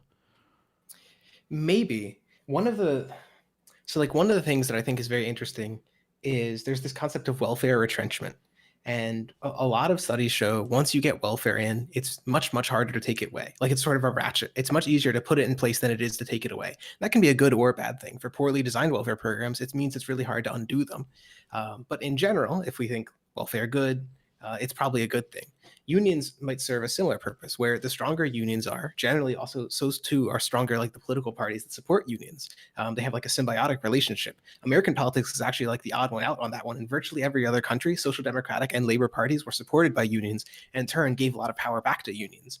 And the big reason that all collapsed is, I don't want to pin it on one thing, but if there was one thing to pin it on, it would be the oil crisis of 73. Inflation went through the roof. It destroyed like a huge amount of economies around the world. And in particular, it caused an insane amount of inflation, especially in these like more social democratic countries. And that swept a huge number of governments with more conservative governments who wanted to deregulate the economy as a way of reducing inflation, which is the only validity of that is that one predictor of inflation is that strong labor markets are a predictor of inflation, like wages go up, therefore prices go up. But there's no other validity to that argument that you needed like deregulation to get rid of inflation. It's just what actually caused like the crash of the social democratic trends since from like 1925 to 1970 or so.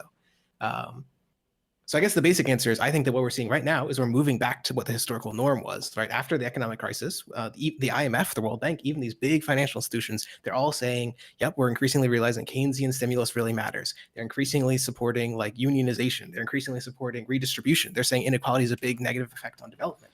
I guess I basically just say there's been this big shift left, even in like the quote unquote powerful centers of neoliberalism or whatever.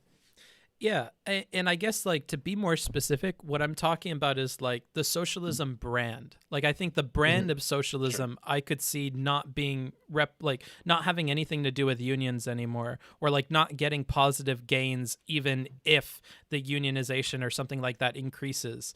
But I think what you're talking about are socialist realities. Like, well, I don't care if like what people think about the brand, as long as the policies are actually like socialist in nature and they're helping people out. Like that's kind of where I draw the line. I don't care if it's like contributing to the general idea of socialism being more acceptable to people.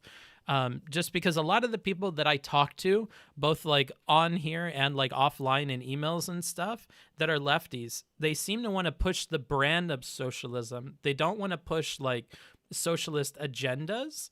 And I feel like for them, it's very difficult to push the socialist brand. But I feel like if you focus on the realities, on like policies and stuff, that's way easier. Which of those do you feel that you land in? Do you feel like you're more so pushing and stuff, or do you feel like you're defending the brand a lot of the time? Well, I mean, obviously my channel name is Socialism Done Left. So I do do some like focus on, I guess, trying to renormalize the brand. Yeah. But I would say that my focus is almost always on the policies. Partly because of that retrenchment. And there's a related bias called, I call it policy adoption bias. Once you change what the norms are, people come to believe those are normal. And so like we saw that after gay marriage was passed, people were much less likely to move back against gay marriage. And so I think that just by enacting more left-wing policy, you make it so that people think more in more left-wing ways. So like basically, I think that they're kind of symbiotic, that you do the one, the other will follow. I will say that I would just note that like Sanders alone has done an enormous amount of work just like normalizing the brand of socialism now. Like the youth have like seen significantly increased views towards like whatever socialism means, which for them mostly just means social democracy. But I guess that's a good first step or something. I I guess I think that maybe in the long run, maybe if it's like 2060, right? Like Biden is proposing an enormous expansion of the welfare state. Maybe in like 2030 or something, when we're trying to run to the left of like Biden. And I know that sounds odd, but like in historical terms, for the last 40 years, it's an enormous expansion of the welfare state. It's entirely unlike what Obama and Clinton did, because they were basically centrist like Democrats in terms of policymaking. If we're trying to run to the left of that in the future, we might need more clearly to distinguish what is like socialism and what is social democracy, because that's where you get into stuff like Elizabeth Warren, I think, wanted co-determination, which I think you could consider a step towards socialism, whereas others just want to bring back unions, more like Biden, which is just kind of a step in social democracy, I would say. But both do support, I think, the general trend. Yeah, like, but like, do you not see that there is a need to like have the, like, I know you're saying that Sanders has helped, and I think he certainly has, and he's done so, like you said, through pushing what is like practical reform, things we can vote on, and then like you see that your representatives are getting on board with it, or at least talking about it, then you can make a decision about it. But I feel like the people that you're attracting through that, through people like Sanders that are finally considering these at a policy level, are still not on board necessarily at the socialist level. And even if he has that in his name and there are more people that are down with it, I think if we looked at a proportion of people who are down with like the practical and people who became down with the brand, I think the practical way outweighs the brand. And I just wonder about converting one to the other, because if the socialist brand was improved, I could see people being able to accomplish a lot more. And it seems like throughout history, like those that have been able to capitalize on like a socialist brand were able to like really grease the wheels of like getting policies put forward in a timely manner, among other things. I see. So I think is the argument here that like we could do more substantive stuff were socialism rehabilitated? Yeah, like I see that there's two battles. There's the policy front and then there's the branding front. And I don't know if getting more policies necessarily results in like improvements to the brand. As weird as that sounds. Because I think people quickly disassociate the two, especially if it's something they like. Because if you never address the fact that people just associate socialism with bad, I don't think you ever see like people start to think in those terms or connect the dots between like the way that these policies are being designed and like, yeah, like I wish people would realize that like the point is to like inform how you're designing these policies and figuring out who they're helping. And I think if more people realized that that was the aesthetic or that was the thing on the forefront of these people's minds, we could get them bought into that brand, then we could probably get them okay with more broad like policies. I mean, so on the first question you posed, which is like, how do we link the policy to socialism? I unironically think that the work of both Cenk Uygur and Sanders is actually relatively similar in this one. It's when the government does a good stuff, you call it socialist. So Cenk has this like infamous speech where he's like, oh, we already live under socialism. Socialism is when the government does some stuff and capital and the private sector does some stuff. And Sanders, unironically, offers a similar perspective. He's like, socialism is when the postal office delivers your mail on time. Socialism is when you get a social security check. And that's not what socialism is. But I think that tying it to the policies that people like probably does rehabilitate the brand. And I think that basically, if you take something that people like, you attach the brand name socialism to it, then you might rehabilitate the brand name in line with it. You've got to like do that work of it. Interesting. I don't have data for this, but like, I don't know that we could anyway. I mean, like when you started saying, I think Cenk and Sanders, like when you said Cenk, I like something triggered in my brain. But then you're like, they just like claim that the good stuff is socialism. Like, oh, okay, yeah, that for sure. I think that is a good way of helping it. Like, but I see that's like the short-term thing. That's like the 2030 goal. Now all the people think socialism is just social democracy, and then you can start trying to differentiate it, because the goal is basically to make it not a dirty word anymore. Like free markets aren't a dirty word. Libertarianism isn't a dirty word. Conservative, liberal, I mean, maybe they're a little bit dirty words, but like socialism is very much a dirty word. And so I think that the goal needs to be first rehabilitated, and then that like first you would rehabilitate queer studies, or the word queer, and then you could do queer studies, is I guess the kind of take that I'm giving. What if there was like an author that came out with a new book that was like, yo, the workers are getting fucked over, but I'm not going to say it's about the workers and whatever. I'm going to talk about like, you know, I don't know, internet moguls and workerism. Yeah, like Do you ever have your ear to the ground for people that are good communicators for these things? And if you do, like, what are some people that you feel like are very good communicators of socialist thought or of like socialist philosophy? There's a small channel. This is the channel that I would say moved me from like a Socdem to like a left winger called Seriously Wrong, SRS. I can spell it out in your chat or whatever. Yeah. And they're anarchists, so they don't agree with me. I'm like more of a democratic socialist, or like a market socialist with a big state planning characteristics, something like that.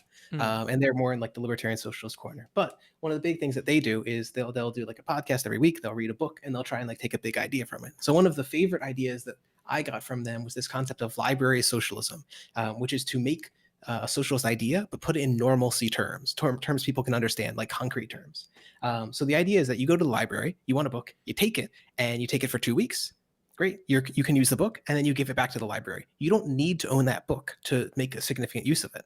And they draw an analogy that there's lots of other things that this sort of concept is useful for. So the simplest one is something like camping equipment. You aren't camping most days in your life. Most of the time, like your camping equipment is going to sit in your basement and be useless. Wouldn't it be so much more efficient where there are like a central repository, maybe by each natural park, where you could just take the camping equipment? This is I know it's like a very niche example. A related concept is more like we're even seeing in private circles of like car sharing. Most of the time, you aren't using your car. The idea that you personally need to use your car is just not an efficient outcome, either for society or for the individual. Like 95% of the time, it's just sitting there. But were that car to be more widely used by society, either in something like an Uber sort of situation, which does use the labor of someone, but were they fairly compensated, Uber would be much, much more efficient than like private driving. That sounds like an odd thing for socialists to say, but like taxiing around is much more efficient than private driving around, because at least that car never ever stops, and the guy driving is like specialized in that work and is actually paid for his labor. Unlike you are not paid for your labor of driving to work. What was it? Famously, Moscow had socialist taxis, so that's just proof it's socialism. Okay. Yeah, Moscow is always a good one to go to. Like, I think a good like analogy for Moscow would be how like they took all the bread and the grain and they put it in one spot so that they could like deliver it evenly to everybody. I think the problem was though when people went to go pull out the grain after working real hard, they didn't have any grain left for them, so they kind of got pissed. The Holodomor was a pretty bad example of central planning. I'll agree with that one. There are people on this website that would disagree with you. Doesn't Dylan Burns argue with people about whether or not it was real or it's a genocide or some shit like that? I think I don't want to get too much into this. My take on it is that it's not genocide, but it's morally blameworthy, and it was a failure of central planning. Like the analogy. Oh no, you're one of the never genociders, bruh. Well, no. I actually think it's a worse indictment of socialism to say it's not a genocide. Because if it's a genocide, then you can just blame it on Stalin. If it's a failure of central planning, you have to like accept that and explain how socialism can do better in the future. Because the basic answer is that if you look at the work of what's his name, like Kolschitsky and Wheatcroft, who are like normal, respected authors, they aren't like insane tankies or whatever. They show that there wasn't much of an ethnic bias. Most of the bias was killing peasants. And so it was a central planning fuckover of the peasants and not of like the Ukrainians, as it were. They fucked over other rural ethnicities too. So I actually think this is like a worse indictment of socialism, right? It's you put all of your eggs in the basket, and Stalin royally smashed that basket. But he didn't do so because he hated the Ukrainians. He did so because the socialist system was incompetent at planning. Or like both. I mean, maybe. I just don't think that there's credible evidence for that. Dang. Okay. Like one of the things, again, a quote from Kolschitsky is like, it's been 90 years. They've been unable to find any quote of like intentional killing, of like trying to like create this sort of like genocidal conditions. I think the analogy would be almost to something like, if you want something that's also like morally blameworthy, but I probably wouldn't consider rising level of genocide, it would be something like the like Indian. So in India, the British they constructed what are called famine railways. And they wanted those railways to allow people to ship grain around the country. And they were big believers in the free market. And yet what happened during the famines is that in India, food prices were still, food was still worth less than it was in Britain. And so what happened? More grain was actually exported from India and it went over to Britain. And so a lot more people died in India. But to say that the British were like intentionally trying to kill the Indians from that sort of policy, I'm not sure necessarily follows. Because I think that the British truly did believe at the time in their free market ideology, the same way that I would think that like the Stalin and the leaders of the Soviet Union truly did believe in their socialist ideology. They truly thought they were benefiting the people that they ultimately harmed. Okay. Sounds like an I interesting. know these are like yikes takes, but I consider these to be pretty close to the historical consensus. So, like for my reading of the literature. That's on what both theories. Mimo's saying. Mimo's like, this is the historical consensus. Okay. Have you seen any of the arguments on the platform about it at all? Yeah, no, there's some insane people. Like people cite Grover Furr, who's a fucking English teacher, and they'll be like, "Ah, yes, a historian." No, he's worthless. And there's other people who generally just like cite these narrative accounts of the Holodomor, and those are generally worthless too. I think most of the data focused authors tend to align in the like not genocide, but an enormous fuck up sort of territory. Okay. Who would you say was the most convincing to you to almost get you to think, hey, maybe it was a genocide? Anybody? Maybe it was a genocide. Like, was there anybody where you're like, oh, I could see it. Yeah, that could probably be a genocide, sure. I'm pulling up. This is like not a good topic for my optics, I suppose, but I'm trying to save you, dude. A while ago, I organized the Holodomor genocide question page on Wikipedia, which like highlights a lot of authors who argue this genocide and some who argue that it wasn't, and kind of explains why people, at least when I was done editing it, it explained why people like fucking Mark Tauger, who's another insane person that people cite, and Grover Furr are just like utterly absurd and outline of the historical consensus. And I want to say that what's his face? Timothy Schneider, is that his name? It's either Schneider or Snyder. I think no, I'd probably cite Michael Ellman. Michael Ellman is this professor of economics, and I very much liked his book on socialist planning. And he, I think, has one of the side of things where he argues, like he's one of the people who argues it was like nationally oriented, that it was like quote unquote a genocide. And I think I just respect him a lot more as an author than like some of the other authors who I think are much more narrative focused. That'd be about it. Okay. And I keep asking this, but you've never seen Dylan Burns talk about this ever? No, I don't regularly follow Dylan Burns, but okay. I think you would. What's Dylan's take on it? It's so five-head, I couldn't repeat it to you. Like some of the people in the chat are like, I can't believe you're not pushing back on this. I don't know, dude. I'm not a goddamn historian. I asked you if there's anybody who's maybe convinced you on it, and you came at me with I wrote the book. I wrote a whole website talking about this. So, okay. I think I would name Michael Ellman. If you want to read someone, it's Michael Ellman. He's like a consistent left liberal critic of socialist planning. And he literally wrote the book called Socialist Planning, 3rd edition, which is a good left liberal book on it. So, okay. Given that you're doing all this reading about these different socialist systems, what's the ones that you like the most? Like, what are some beautiful solutions that, like, it doesn't matter the scale. It could be like designing a park even, but like, what's a place that you think really shows the power of like socialist thought or taking a socialist like approach or perspective to a problem?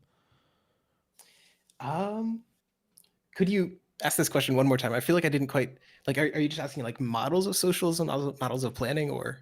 No, so like you were talking before about how some of the policies are where you want to focus and like places where we've improved or places where like socialist thought has brought about solutions that are uniquely suited to a problem. And you were talking then about how this person that you listened to called Seriously Wrong kind of provides some of those analogies in a really helpful way. And I'm wondering if taking that a step further, if you've seen any like implementations of socialism in the real world where you're like, that really gave us a beautiful solution to a problem. And I don't think this would have happened if we would have left it up to like a group that needed to prioritize things in a different way, like maybe for capital purposes or for as much money as we can make or something like that. Sure. So I don't point to almost any example within the code, like what Tankies will tell you is actually existing socialism, because I think those systems were so utterly flawed and undemocratic that it's really hard to praise any part of their system. I guess the best example of like an innovative solution, I think, would be probably Swedish collective bargaining, which is obviously in the context of social democracy, not socialism, but it was part of the broader push of the Swedish Social Democrats from the 50s to the 70s to try and start organizing to actually start doing socialism. And then, of course, the 73 oil crash came, inflation killed the project, and the conservatives got voted in. What a surprise. But the basic idea of like the problems that it was solved were there are huge wage differentials, And this has problems in terms of causing inequality. And it also has problems in terms of what they call solidarity. It's that you are paid differently than your coworker, and so you kind of envy them a little bit. If you know that you're all being paid the same thing, what's called in the bargaining program a solidarity wage, it's much easier to like work with your coworker because there's a sense of like solidarity is the argument. I don't know quite how true that is. That's the political argument, and I don't have data on that. But I think it's an interesting argument because it does align with a lot of the arguments about universalism and like how UBI has less stigma and so on. So on to like the problem that it actually solved. One is the solidarity thing, and the second problem is it seems to increase efficiency due to like an odd quirk of the system. Basically, how Swedish collective bargaining would work is all the unions, the government, and the business would sit down at a table. That's why it's central bargaining, and they would set a wage for every worker in a given field. So let's say it's welding or something. Everyone welding is going to get paid. I don't actually know what the wages in kroner are, but let's say it's 400 kroner, and how this works is that the unproductive firms generally can't pay those wages, which is the same sort of problem that you have under minimum wages, but the high productivity firms can pay well more than those wages. And so ironically, what happens is that the high productivity firms get extra profits, and so they are highly incentivized to become even more productive. And so there's this actually like distribution of workers from less productive to more productive firms. You also see it under the minimum wage, but it's even more extreme under the collective bargaining example. So it's like a socialist solution that also has efficiency gains, which is a really good solution. Yeah. Well, that's interesting to think about. So if we could, wait, why don't we take this approach more then? Like, why don't we like we were talking before about how you can associate the good things with socialism. I wonder if you started to draw a picture between like socialism and profitable ventures, if that would really start to like hamper the beliefs that people have about it. Like if you started to show socialist programs that could turn a profit atop like helping as many people as they possibly can, or upholding values that are less yikers, I wonder if that would be convincing to people. I think that it already is to some degree. That's why people that's why the rhetorical strategy pointing to like the Nords is so popular. That's why Bernie Sanders does it all the time, and even conservatives have to do it now. You know the Economic Freedom Index that the Heritage Foundation publishes. It's whenever if you ever talk to a libertarian and they say economic freedom actually correlates with success, if you ask for their source, maybe I don't know, probably like 95 times out of 100 or so, it's going to be the Economic Freedom Index from the Heritage Foundation. And so the index is like incredibly stupid, which I can explain at length if you want. But the long and short of it is that it has provided them this rhetorical in where they can claim that the EFI proves that economic freedom is actually really high in Sweden and Norway and Denmark and Finland. And therefore, the reason these countries all have low poverty, high education, high innovation, low corruption, good democracy, high press freedom, is actually because they're economically free. And so even the conservatives have to do the rhetoric to get in on like, hey, these models look really appealing right now.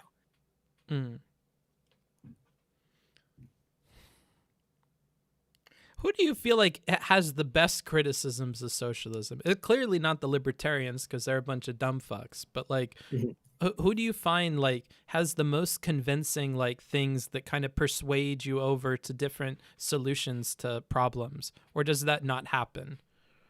I would say, I mean, generally it's the left liberals and the Soc Dems because they usually acknowledge a lot of the same problems that I acknowledge. And so they'll acknowledge like, hey, inequality is bad, but I have another solution for it. Hey, I agree that like high wage dispersion is a problem, but I have another solution for it. And they'll say that actually your socialist solution, which goes further and wants to give the workers like, I don't know, it wants to put all the workers in charge of all the firms. I say, you know, we don't actually need to do that. We'll just keep the unions, we'll keep the co-determination, and it'll all work out good enough. I think that one of the blogs, that there's this blog that I really like because it's, again, very data heavy called Social Democracy for the 21st Century, which is explicitly a play on words to, what's his face? Chavez called his ideology Socialism of the 21st Century. And they have like a whole bunch of pages discussing like labor theory value. They have a whole bunch of pages discussing like socialist economics. And then they have like reams of pages debunking Austrians and like libertarians and gold buggers. Like people want to go back to the gold standard, stuff like that. Okay. Sorry if my transitions between questions are no good. That's what I struggle with. I'm trying to get better with these interview things.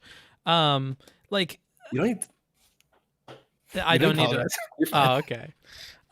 So like because what I'm trying to get out of you is I'm interested in the way that you talk about these problems. And though the one conversation I saw you in with Destiny didn't really give you the patience that I think you deserved, I thought that like the thought process was good. And then everything else that I've checked on from your YouTube channel also looks similar. Like you seem to focus on things that I can agree are important.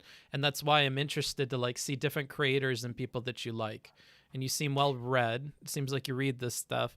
Who are some like lefterly creators that you like?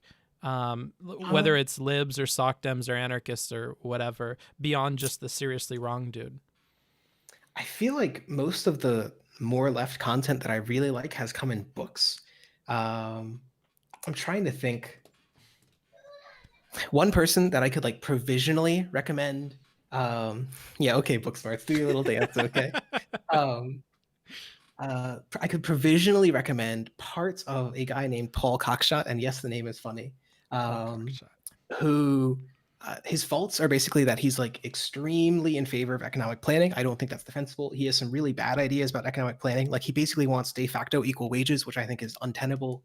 And he's also like basically de facto transphobic and gayphobic or whatever. So like putting that baggage aside, I thought that he had some really insightful responses to the economic calculation problem, which is like a common libertarian critique. And he had some interesting arguments about democracy under socialism. So one of his main arguments for democracy under socialism is this idea of sortition and direct election. So do you know what the word sortition means? And if not, No idea. No idea. Okay. So you know how juries work, right? It's like supposed to be randomly selected people, and then we pick a subset of them, and they're on the court, ignoring like exclusion and all that. That is like the process of sortition. In ancient Greece, that is literally actually how they picked the court. They had this big machine in the center of Athens, not ancient Greece, just Athens. And they rolled this ball in like down, what is it called? Like a plinky machine or whatever. And they like rolled the ball down, and which column it landed in, that column of the 10 columns was the people who would be the jury for the day. They would pick out 100 random people by a giant like Kachinko machine or something. And those people would be the ones who would be the jury for the day. And their theory was you can't bribe a randomly selected juror. Those randomly selected jurors can't be like the aristocrats. They can't be from one tribe because there were a whole bunch of warring ethnicities in Athens. And so this idea of random sortition got a truly representative section of the populace. And I don't know that it's not a perfect system, but there's this general principle that in direct democratic elections, we see much more representative turnout than we do in non-direct democratic elections. Here's an odd example that I hadn't thought about almost ever in terms of like representation of minorities. Very few people in Congress have serious health issues. I mean, I guess possibly leaving like accusations of mental health decline aside, virtually no one in Congress has serious health issues. And in contrast, the general populace does have a pretty high rate. Like 1 in 10 people in America have a disability of some kind. And there was this study in Finland that when you do direct democratic elections, the portion of people who with serious health illnesses was exactly the same as it was in the general populace. But the portion of the parliament is like, I don't know, it's like 1/5 or 1/10 as large as it is in the general populace. And so there's all of these sorts of like representational issues that argue for direct democracy. So in short, the basic takeaway that I got from Paul Cockshott is sortition, it's a neat democratic mechanism to ensure representative populations. And 2, direct democracy, it can also ensure more generally representative mechanisms. The one thing that I didn't catch in that was, Sure. Okay, and it may just be because this idea didn't click for me. Sure. When you're talking about sortition, you're talking like we would have candidate names at the bottom and we would drop, or are we dropping for groups of voters that would then be able to vote? So maybe that wasn't clear. So like, let's say you want to have how do I put this? So like, there are certain positions that you might not want elected officials to be in charge of, but you would still like to be democratic. So there's this concern that like you don't necessarily want representative officials to be in charge of running the elections because there's this fear that they could like abuse that power to run their own elections in their own favor. Now, I'm not sure I'm totally sold on that fear, right? I'm not sure it's totally realistic, but it's like a common enough complaint in virtually every democracy on earth that I can understand why people raise it. And so one of the ideas is, hey, you simply select a citizen board. You like randomly draw, or supposedly randomly, this is where the concern would come in. But let's say you could truly randomly draw 1,000 citizens and they just are your citizen board and they have the ability to like exercise some level of oversight to this board. then I think you can argue that there's like a higher degree of citizen involvement in the government that doesn't necessarily have to go through like the sort of voting representational process because of the kind of biases we laid out before. So the sortition is to decide on an oversight committee, and who's on the oversight committee then? Well, I guess sortition is just a method. Where you apply it is kind of up to you. Juries are almost sortition, right? We do it in the justice system, but we very rarely do it in the elected system. Well, the where is what I was interested in. Like, are we using it for the members of this committee, or are we using it for like electoral voters, or like how is that working? That's what I was asking. So my argument is generally the way I think about these things is there's certain institutions that I think are so crucial to the running of democracy that I would like to ensure that the people have the most direct control over them. And so that's stuff like running elections, probably like oversight of the media, and maybe oversight of like cultural productions or something along those lines. Because I think that all of those give like representatives kind of the ability to put their thumb on the what do you call it, the balance scales or whatever, and like push things towards their side. Mm-hmm. But I like what I'm asking is like for the sortition, you're only using that to determine like the members of a citizen oversight community for the people running the elections. And that's what I was trying to clarify, because if you use this on other things, I think that would be much more interesting. Like it would be funny if you signed up to vote, but whether or not you actually got to vote was determined by this lottery, and everybody's just like, I signed up this year, fuck yeah, I'm gonna get picked this time, I'm gonna decide our president, fuck you guys. And like I thought that's what you meant, and I'm like, holy fuck, no. That's quite the... So what is it? There are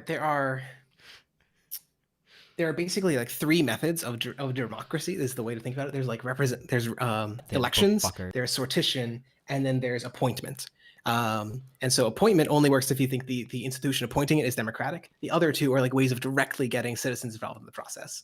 That's like these are like methods of selection. But I do understand why it would be odd if like only 1 in 1,000 people could actually vote. No, I like it. I mean, you've said it and it sounds anti-democratic, but I really like that idea. We were talking earlier about that Cat Island, bruh. I think I would put that on the Cat Island. So do you know, actually, we do sortition in another part of the judicial system. It's which judges get appointed to the appeals court. For every appeals court case, there are 3 judges that are randomly selected from all the judges in that court, in like district. And this is actually used by a whole bunch of researchers, because whenever researchers hear the word random, they salivate, because then they can prove that there's a causal effect. It's not just some like random correlation or something. We use this to prove lots of evidence about like judicial bias. And so like there was this really neat study which demonstrated that I think it's Republicans give Black people like a 6-month longer sentence, and they give women like a 1-month shorter sentence for comparable crimes, because they have this random data set. And so this is the kind of stuff where you can actually prove outcomes because of random assignment. So anyway. Interesting. I like this idea. I think this idea would be quite the meme in a few different places. Like, hold on. Let's be real for a second. Is it anti-democratic to like have people sign up and then there's like a 1 in 5 chance or something that they actually get a vote? Is that really anti-democratic? Well, it depends on your definition of democracy. And so to me, the definition of democracy is just representative power, right? It's that like power, the holders of power are roughly equivalent to the portion of people in the general populace. And so I assume if your 1 in 5 is genuinely random by what's called the law of large numbers, it technically would be representative. So I guess I can't oppose it, but I really hate the idea. You're also probably not an authority on democracy because you are like a socialist, you know. Oh my God. One of the big things I think that Cockshot got me to agree on is that like to some extent, what's it? I think it's the Norwegian Social Democrats said that their program was it was like cultural democracy, economic democracy, and social democracy, something along those lines. It's this idea of putting democracy in the workplace, putting democracy in society at large, putting democracy over like the institutions of power in their country. And so to me, the goal of socialism, I know that other people have different ideas of what socialism means to them, right? You put 7 socialists in a room, you're going to get 11 definitions coming out. My idea of socialism, to me, is fundamentally about trying to extend the principle of democracy in as many areas as possible. It's about like a truly participatory society. and who gets to participate will be decided by sortition, to be fair. By like a huge marble, you know, like the New York ball drop or whatever, right? Like every New Year's, they'll like drop this enormous ball, but like a giant pachinko machine, and at the bottom, it decides which demographic groups get to vote this year. Oh, imagine if we put all the counties of a state at the bottom and we open the ballot box and count only the one that the ball falls in. That would really equalize things for the rural communities. We should bundle them all up and they should have to sortition which ones we listen to. Holy shit. Interesting. That would be hell. That'd be awesome. Fucking potato farmers are winning out this year. Fuck you, sugarcane. That'd be lovely. I'd like that. I like this idea. Any other crazy fucking socialist ideas I can take like this, bro? What was the other main one? You're fueling the fodder that I'm gonna have when I grift to be a socialist, and I pretend I'm gonna bring up all this crazy shit. Grift to be a socialist, you gotta the real grift, right? We were just talking about it. Become conservative. Oh, I left the left, right? The left, they kept telling me to be a femboy. They kept trying to sexualize me. I just couldn't handle it. I'm a morally upstanding man, preserving my virginity until marriage, and so I left the left, and now I'm on the right. Okay, and David Koch has given me big dollars. That's totally unrelated to my ideological shift. Well, good thing for me, I'm gonna do a bunch of characters, so that's definitely gonna be the other one. These leftists sexualizing men. Interesting. I like that. Okay. I mean, the other big one that people point to for like market socialism stuff would probably be like, this is the most boring one, but it's like the social wealth fund. Like Alaska has this permanent fund. Norway has like the Norwegian social wealth fund. Basically, it's just invest some portion of the money that the government gets each year into a big wealth fund, have a money manager in charge of it. It's invested in the market, and it grows and grows and grows and grows. And so over time, there is this like natural like pseudo nationalization of the economy as like the state just owns more and more of wealth. And de facto, that gives like, if you assume the state is truly democratic, and if you assume that like the workers or whatever are the majority of voters, and to some degree, this does mean like a shift towards increasing amounts of like worker control of the economy. Indirectly, anyway. And it worked because the socialist people in charge decided to put all that money in a market, because that's how you grow money, right? The socialist people in charge had the opportunity, and they said, nah, fuck this socialism shit. If we really care about the people, we cannot subject them to socialist rule. Got to put their money in a market. Yep, true. Okay. Yeah, bit by bit, bro. You're helping me build my case. Okay. What do you feel like are some killer arguments that you hear socialists use? Like you talked about this a bit before with the guy whose book mostly tackled like libertarian ideas, but has there been anybody that you've seen combating like socialist ideas who's doing like a good job of that, or a socialist person who's trumping other people that's doing a good job of it with like a particular argument? I mean, a book that's in very much the same vein. So Cockshot's arguments are all about what's called the economic calculation problem. A more modern, and a book that's from two union organizers who, as far as I'm aware, don't have like all the baggage that's associated with the very Scottish name of Cockshot, is called The People's Republic of Walmart, which is essentially a light, like pseudo-economic response to the economic calculation problem. It says, hey, look inside of Walmart, look inside of Amazon. They're basically centrally planned. Amazon doesn't have a big market inside of it for 99.99% of its operations. It doesn't have some market deciding how to assign its funds. It's all centrally planned. So the argument then is, if Amazon can do it, why can't like the state? What is different about Amazon?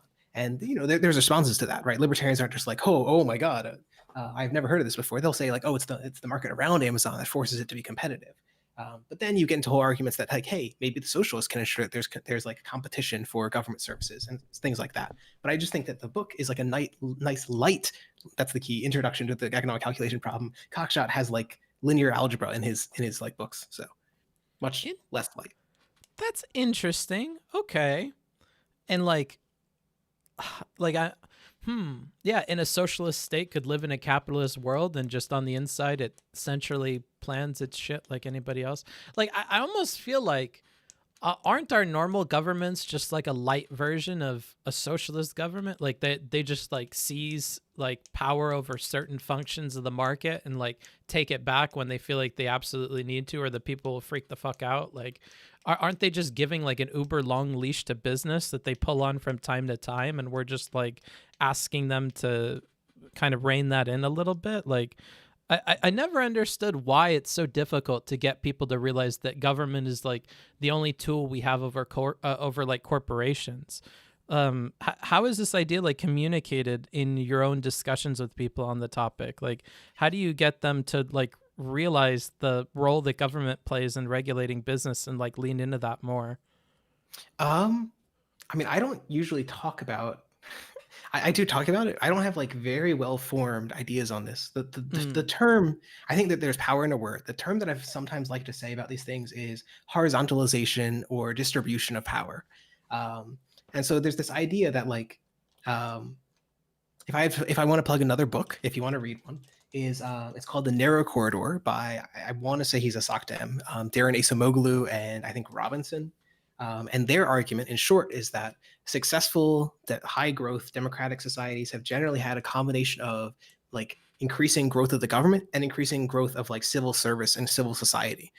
So like you'll see growth of unions, and unions can check the government both for and against. You'll see the growth of like the ACLU and other like pluralistic institutions that can check the government. And basically their argument is that you need a growth of like simultaneously the government and things that keep it in check. And so one of the other parts of that book was proving, to my mind, the utter failures of like highly centralized power. So basically, when a corporation has a whole bunch of power, it can decide to do things that are at odds with the market or at odds with the people.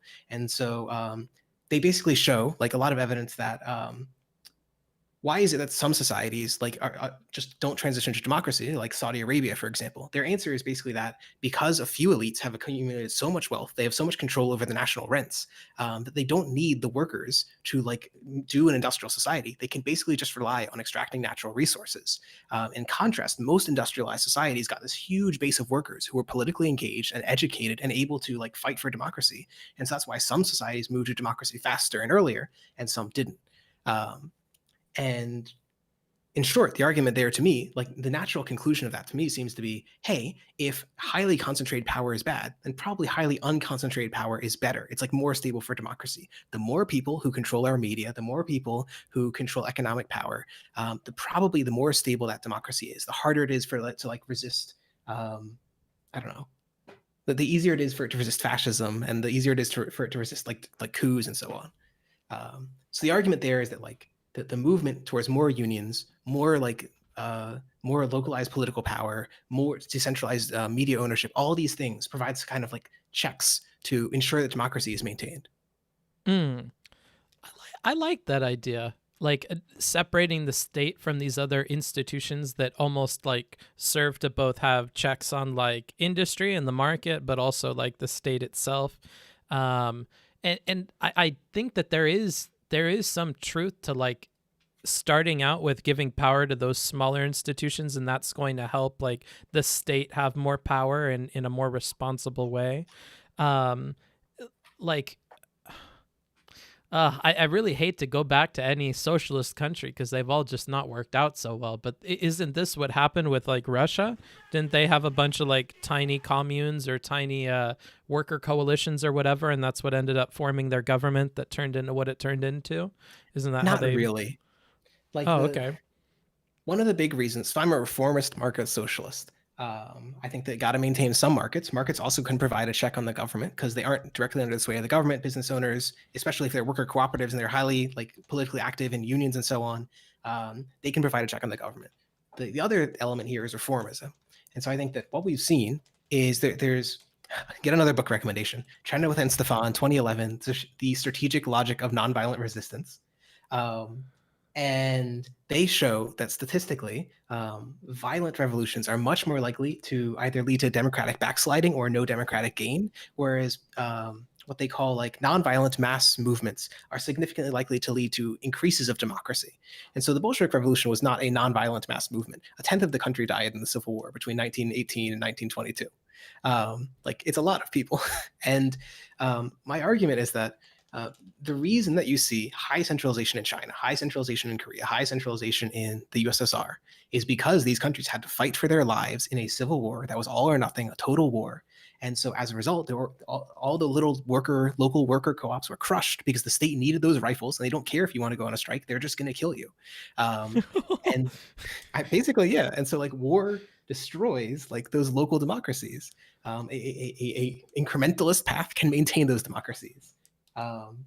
Someone who briefly mentioned this is Edward Bernstein. If you want to read someone who wrote in 1899, if you want to get the theory pass, you can read Edward Bernstein, whose argument is to build socialism, we need to like slowly expand the power of the state to run more and more things. We can't just do it all at once. And if we do it in a revolution, we won't just be able to seize things tomorrow because we won't have the experience. That's his argument. Interesting.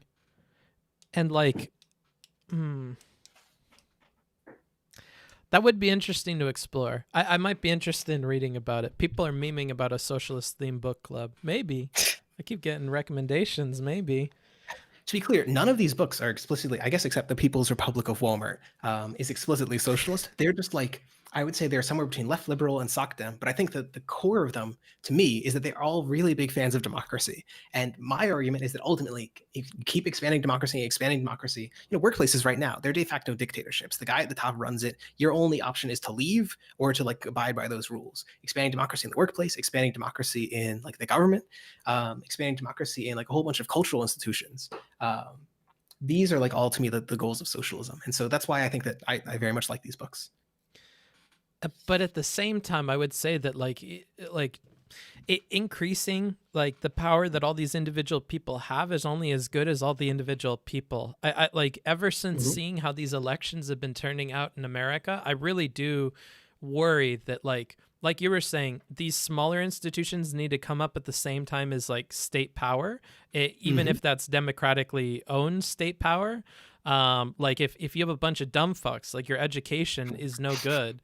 It's unfortunate, and people can be, especially now with the internet and stuff, another country can just put millions of dollars into like influencing your little socialist country and ruin it. Or somebody like the US can like try to fuck up and coup up your country. So I wonder how lucky certain countries have been in this regard. Like if we talk about the one before that you had mentioned, put all of the money into a trust fund that went into the markets and then benefited all the people, and they managed the money well. Like they were lucky to have had strong institutions and strong government before they discovered that they were like resource rich, because had that happened in a different order, they would be screwed. Yeah. Like Saudi Arabia.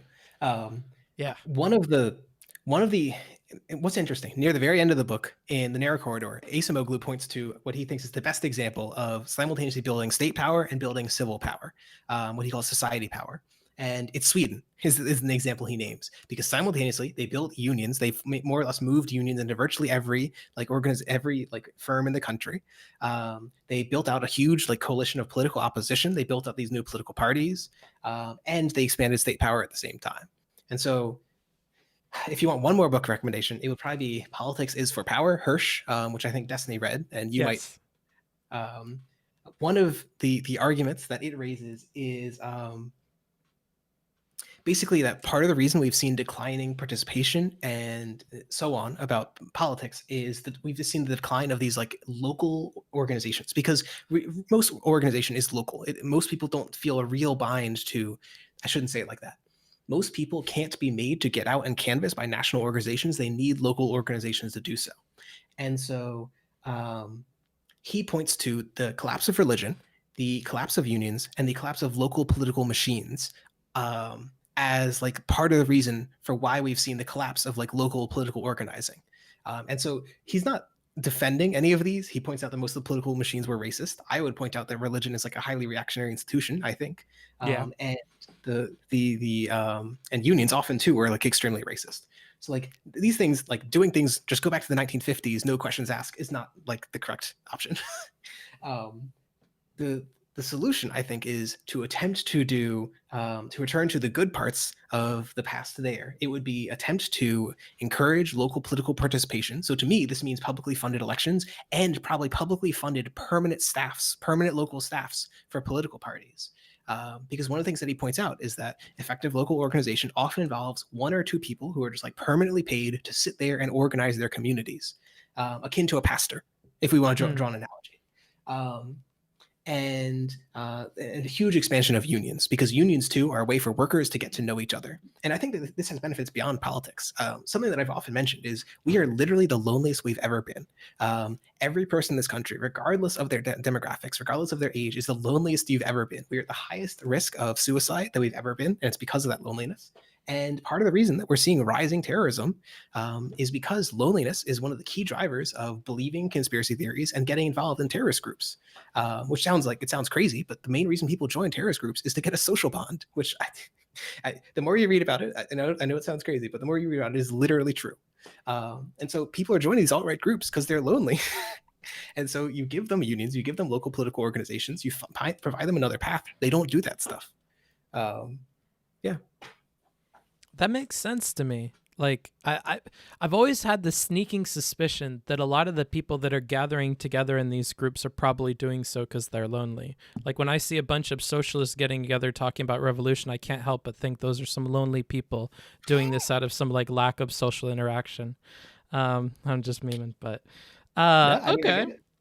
Like kind of building on that, do you see any realistic solution beyond like finding a group and going for it? Like, are you subscribed to anybody like Dr. K, who's trying to help people at an individual level work through that, or Jordan Peterson or anybody else? About loneliness, you mean? Yeah, loneliness or just like anxiety or any of the other things that seem to plague modern society right now. Well, I'm subscribed to my psychiatrist and they give me SSRIs and I quite like those.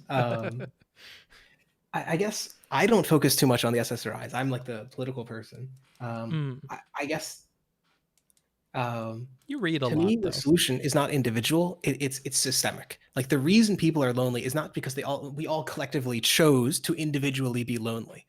It's because the institutions around us have kind of fallen apart. Local media has fallen apart, local unions have fallen apart, local religions have fallen apart. This is a conservative talking point, but also like families to some degree have become separated. They've become smaller in each family unit. Like the average household now has fewer people, so you're just lonelier in the average household. The move to suburbia, it pushed people physically further apart. There was this incredible statistic in a Brookings Institution publication that the average American drives 10 minutes for their average like daily activity, which doesn't sound too crazy if you're in a car, but it's 10 minutes to go to the grocery store, it's 10 minutes to go to friends, it's 10 minutes to go to like wherever, and it all just adds up. That's 10 minutes both ways. And I guess the point is that like there seems to be a lot of utility of like moving people into like more dense environments, moving people to like have these like community organizations. And I think that you basically need to change the system to get people back to where they were. And what leads you to believe that? Because I think you could just as easily say that, like, well, I don't know. I don't want to put an idea in your head, but like, what have you seen that makes you think? Here.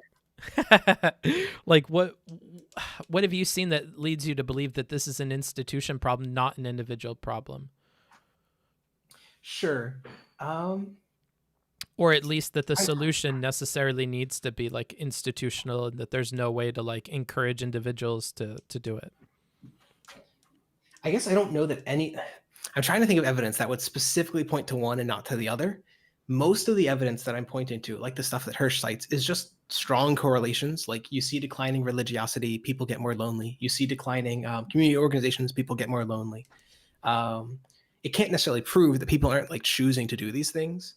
I know that there's this anecdote, and it's not, I understand anecdotes, low quality, but it's a funny one, or a little funny anyway, is that increasingly people increasingly call themselves spiritual but not religious. And what that mostly means is they don't attend religious service, but they still want to be involved in religion. Like they still want to be involved in their spirituality. And so there's an example he cites of like, there's a bunch of these apps popping up, and it'll be like, I don't know, the Jewish Friday prayer app or whatever. And it will give you like an inspirational quote and like a tiny little quote from, I don't actually know what the holy text of modern Judaism is, but it will give you like a little quote from that. And you'll like look at it and you'll be like, ah, yes, I've been involved in my spirituality. And then you won't do anything. You won't give to local community organizations. You won't go to like the local Sabbath or anything. It's this totally individualistic sense of religion. And so it's this idea that in the past, you'd go to your church and you talk to people, you get to know them, you'd get involved in these like sort of often ethno-religious groups that would organize your community. That's gone. That would be the anecdote I'd point to. I don't have very strong evidence to prove it's not just individuals all choosing to make this choice. But. Yeah, because like at least from my perspective, I see it being easier to put out content, at least for us as content creators, to put out content that will spur in people or inspire them, like the will to go out and do stuff. And I feel like it's almost impossible for me as an individual to try and bolster these groups and have it have the effect that I am expecting it to. But it's very reasonable to think that I could put out streams focused on telling people how to do stuff or encouraging people to go out and do stuff or walking them through that, and that's much more likely to have like a measurable impact. Like for as much like garbage is thrown her way, Aiden Wood, I really like how much like on the ground activism she people does. Hate Aiden Wood. A lot of the debate people really don't like Aiden.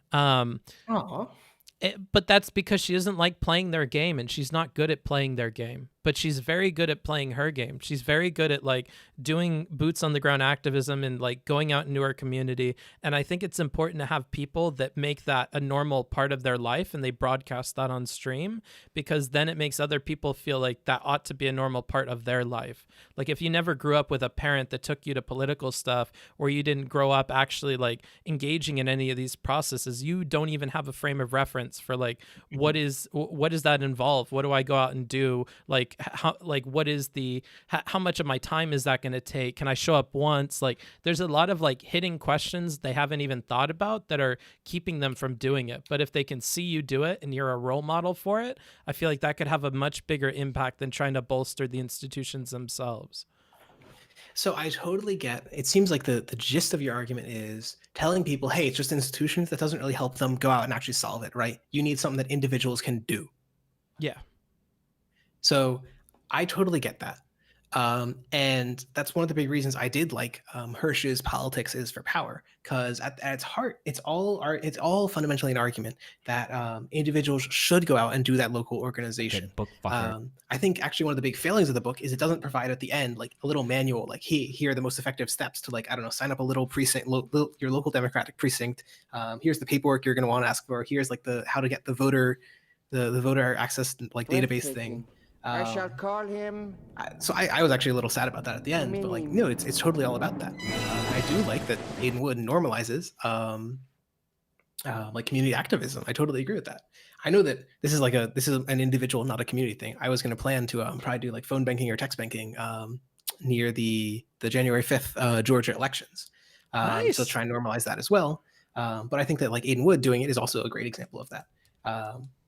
I was just going to mention what you said reminded me of this quote from Hirsch's book again. There was this dude who was a college, I want to say sophomore, and they formed their local Democratic precinct and they organized people. And it actually became a social group because a lot of elderly people in that community didn't have much of a social group.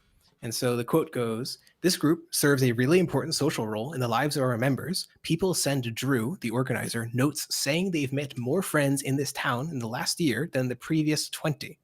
For some retirees, Precinct 206 had become their primary social network." Now, again, anecdotes.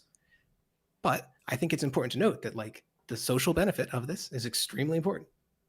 I don't really know what to say. Like Aiden Wood, good. She's a good model. I should do more stuff like that.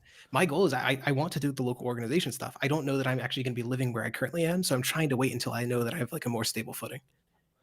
Well, to build on what you're saying, if the community is like a huge, like, I know you're talking about it as a benefit, but it seems that even on its face, it's actually good at selling like the thing itself. Maybe like, Yeah. Like the reason why I'm trying to explore this as well is I want to help people that are doing that stuff and help them do it better and encourage people better, because there's some people that go out and do this stuff, and I want to help them convert as many people as possible. Maybe one thing to focus on is the sense of community that you're guaranteed by engaging in these things. Maybe like during a stream where you're going out and you're doing that stuff, maybe focusing on like, oh, I made so-and-so friend through this, and I met this person. Look at this guy. He fucking comes here. Like when IRI talks about like seeing the same people at multiple rallies and getting to know people just by participating in them, I find that that's like an interesting sell to people who are lonely. Maybe that would be more persuasive to them than just being out and doing something good. Maybe like actually selling them on the friends you can make and that kind of stuff is more persuasive to them. I think it's almost certainly true that if it's not more persuasive, it's certainly like an additional persuasion. Like totally, yeah, thumbs up. Okay. And if you were to focus on that, like beyond the community thing, what are some other like big benefits of doing things in person that you've like found, or that you think might be persuasive to people?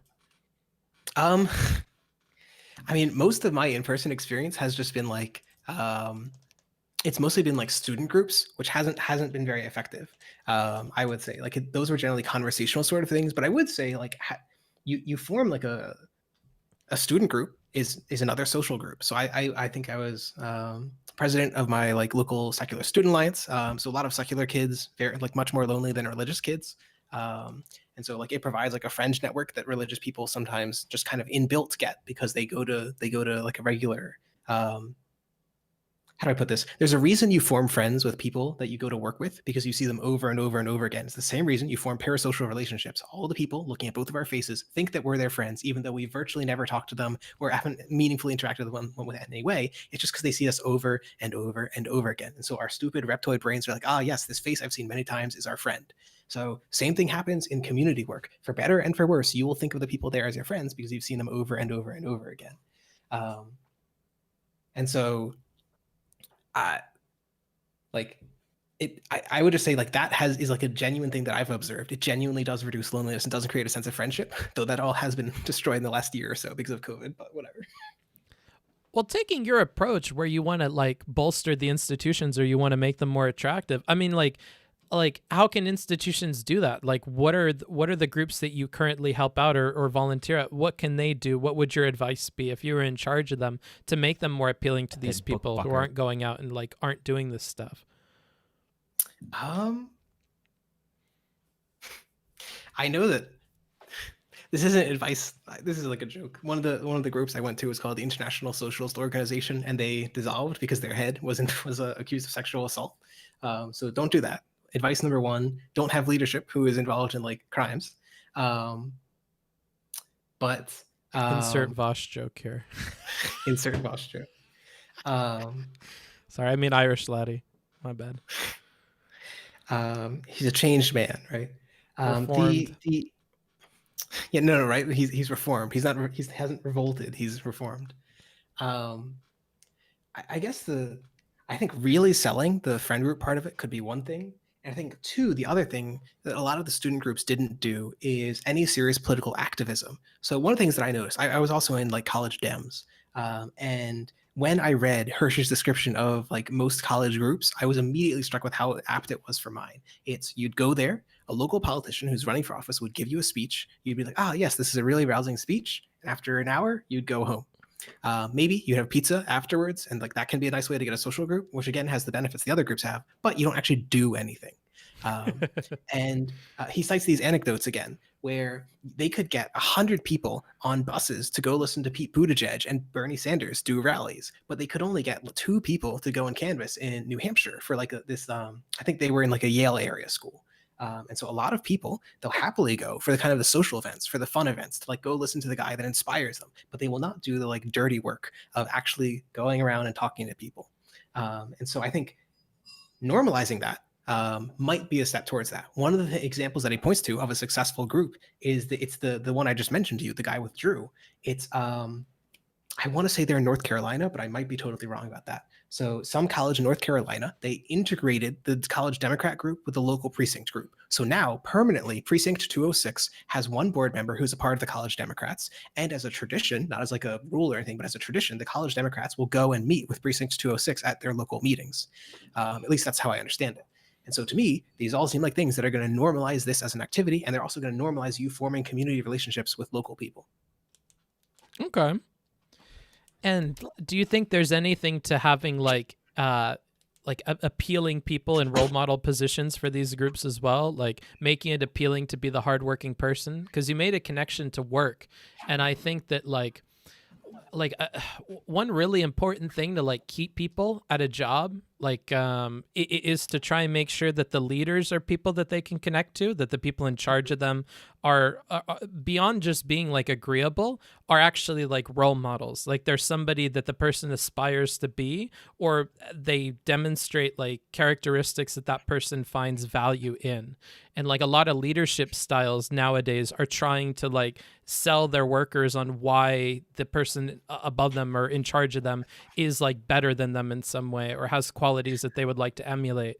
And I wonder if like having really charismatic and like involved and hardworking people doing the phone banks and stuff and going around and then talking to the people that are new and like connecting with them on the difficulty of the work could encourage those people to keep doing the hard work.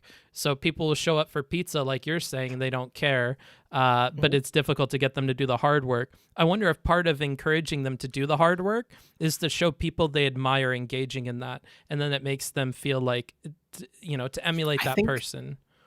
One of the things, did you follow any of like the hubbub with the I think it was the Democratic caucus calls right after the election? Like it was like November 6th or something, and there was like a leaked call from a centrist Dem.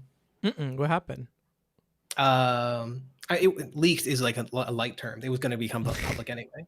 It was the whole thing where the centrist Dems were like, hey, we lost this election because of defund the police. And AOC was arguing, hey, we lost this election because we didn't have enough local organization. And so something I thought was interesting is I hope AOC, who is this widely respected leader on the left, becomes this sort of local organizer. She put out this whole image on Twitter, like PR release. I don't know what you fucking call it. And one of its big things that it argued for is we need local, long-term, like grassroots ground organization, as opposed to what's called like last-minute canvassing, right? You got like a week before the election, everyone is going to go knock doors, and those people have like a 2% increased chance of voting. These sort of long-term grassroots organizations are the kind that Hirsch is talking about, where you've got a permanent member who is just there to organize, and that's their one thing they do. They try and convince people, they get people involved locally, and then those people disproportionately do go and actually end up voting for that party. And so basically, my dream is like, yes, exactly what you said. And AOC should do that. And fucking, what's his name? Beto O'Rourke published something saying something very similar too. So Beto and AOC, they got the star power on the both genders, right? Or all genders or whatever. And they're gonna rock it. Okay, they're gonna prove that local canvassing is the idea. Yeah, you almost fucked that up. Good all genders, bro. You really saved that one. Look, I'm a gender, so I get to say whatever I want. Okay. Oh, are you? I have every possible pass. Dang, okay. Are you uncomfortable with he? Should I say they? I really couldn't care less. Interesting. That's not meant to be like a meme thing. I'm just saying like I don't care, so say whatever you want. Oh, how privileged you are to not have to worry about your pronouns. My fucking God. Awesome. Was there anything in specific with me you wanted to talk about at all? So I thought this was a very productive conversation, I felt, but I feel like originally when you were mentioning this to me, you'd wanted to talk about Destiny, like my debate with Destiny, and like rhetoric or messaging or something along those lines. And I feel like we never quite got around to those. So if you want to get to those, we could talk about those, but I don't have a very strong affinity to those. Yeah, I just wanted to get like on its face, I think that's a good way to trick you into this conversation. But low-key, what I'm trying to get out of it is I'm trying to pick your brain. I'm trying to get good books. I'm trying to see how you're into because now that I've been streaming for like a year or something, I think I'm really starting to value new people that are coming on, or people that like recently got like a lot of popularity around something, and seeing how they're interpreting things, or like how they think about stuff before Twitch destroys their brain. Because I really think that Twitch destroys your brain, and it's been unfortunate to see a bunch of people have their brain turned to cottage cheese. But like, yeah, I know that so there's this term that Hirsch uses called like political hobbyism, and I also like the related idea of like political cheerleading or whatever. It's just this idea that you do something for personal fun, or you do it on the sidelines, but you don't actually like play with skin in the game. And one of the things that frustrated me, it's like a very niche thing, is that there's so many political streamers on YouTube and Twitch who have these enormous platforms who don't spend their time doing political advocacy. It's to me, because it's just like it's the epitome of the parasocial relationship. It's like you like this person because they say things you like this person enough that you're willing to watch them for things that are even totally unrelated to your political stuff. And on the one hand, that's good for building a community. Like that's the whole benefit we're talking about of like decreased loneliness. On the other hand, though, they aren't providing you this example of like the hardworking political organizer or even like political speaker. Because I do think that there is value in people who can like convince people of like our ideas. It's no use organizing people if like everyone hates socialism or whatever. So my gripe is that people play video games, okay? Hassan, I'm looking at you. Cyberpunk 2077, more like organizing 2077. You better get on it. Well, like, I mean, you said it yourself. I mean, people are picking people that are saying the things that they like and they like listening. And this gets back to like why I think encouraging individual change might be the best thing we can do as influencers, because I think that the problem is that people are picking people that say the things that they like. And they're not picking the people who are the people they want to be. And I think that's like a big problem. Like, I think people like what certain people on the platform say, but if you were to like zoom out and live their life from like third person, like for the whole day, I don't think you would like that person. And so I think for like a lot of these people, they just like what the person says. They like the show they put on, but they dupe themselves into thinking that that means that they like the person for who they are, and they don't. They just like what they say. How do you, like? Yeah, I can get that. Okay, is this something that you're seeing as well, or like?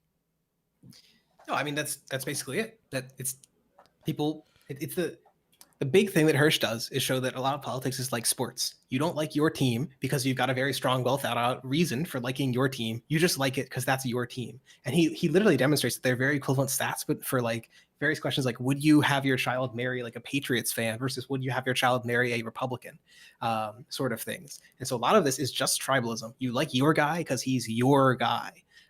And it's not necessarily because you've got, again, this like really principled argument for why you really like this guy. Totally agree. Yeah, 100%. Okay. And like, then from your perspective, do you ever think as a streamer that you dip into like saying the things that are liked and not doing the things that are liked, or not being the person that other people should aspire to be, and instead saying the things you expect that they want to hear? Fucker. I mean, ultimately, right, if my big advocacy, my trump card for how we're going to fix the whole system is local grassroots organization, and I'm not like actively showing it, and I suppose anything I do falls into that, but like short of that, I think that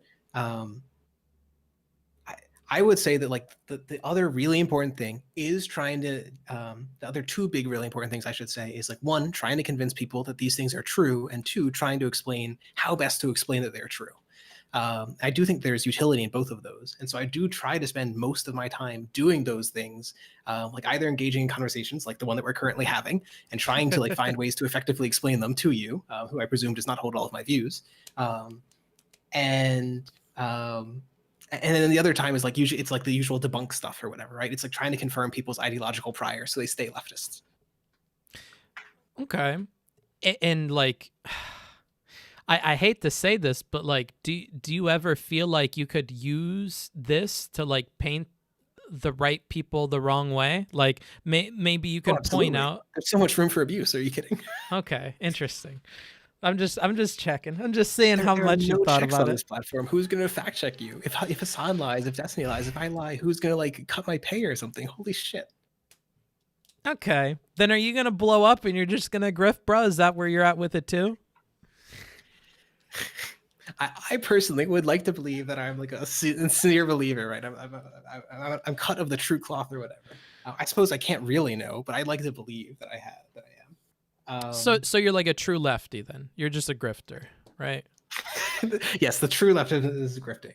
You're the lefty Destiny warned me about, bro. In the famous quote from Vladimir Lenin, right? True socialism is when you get paid a whole bunch of money to say things online. I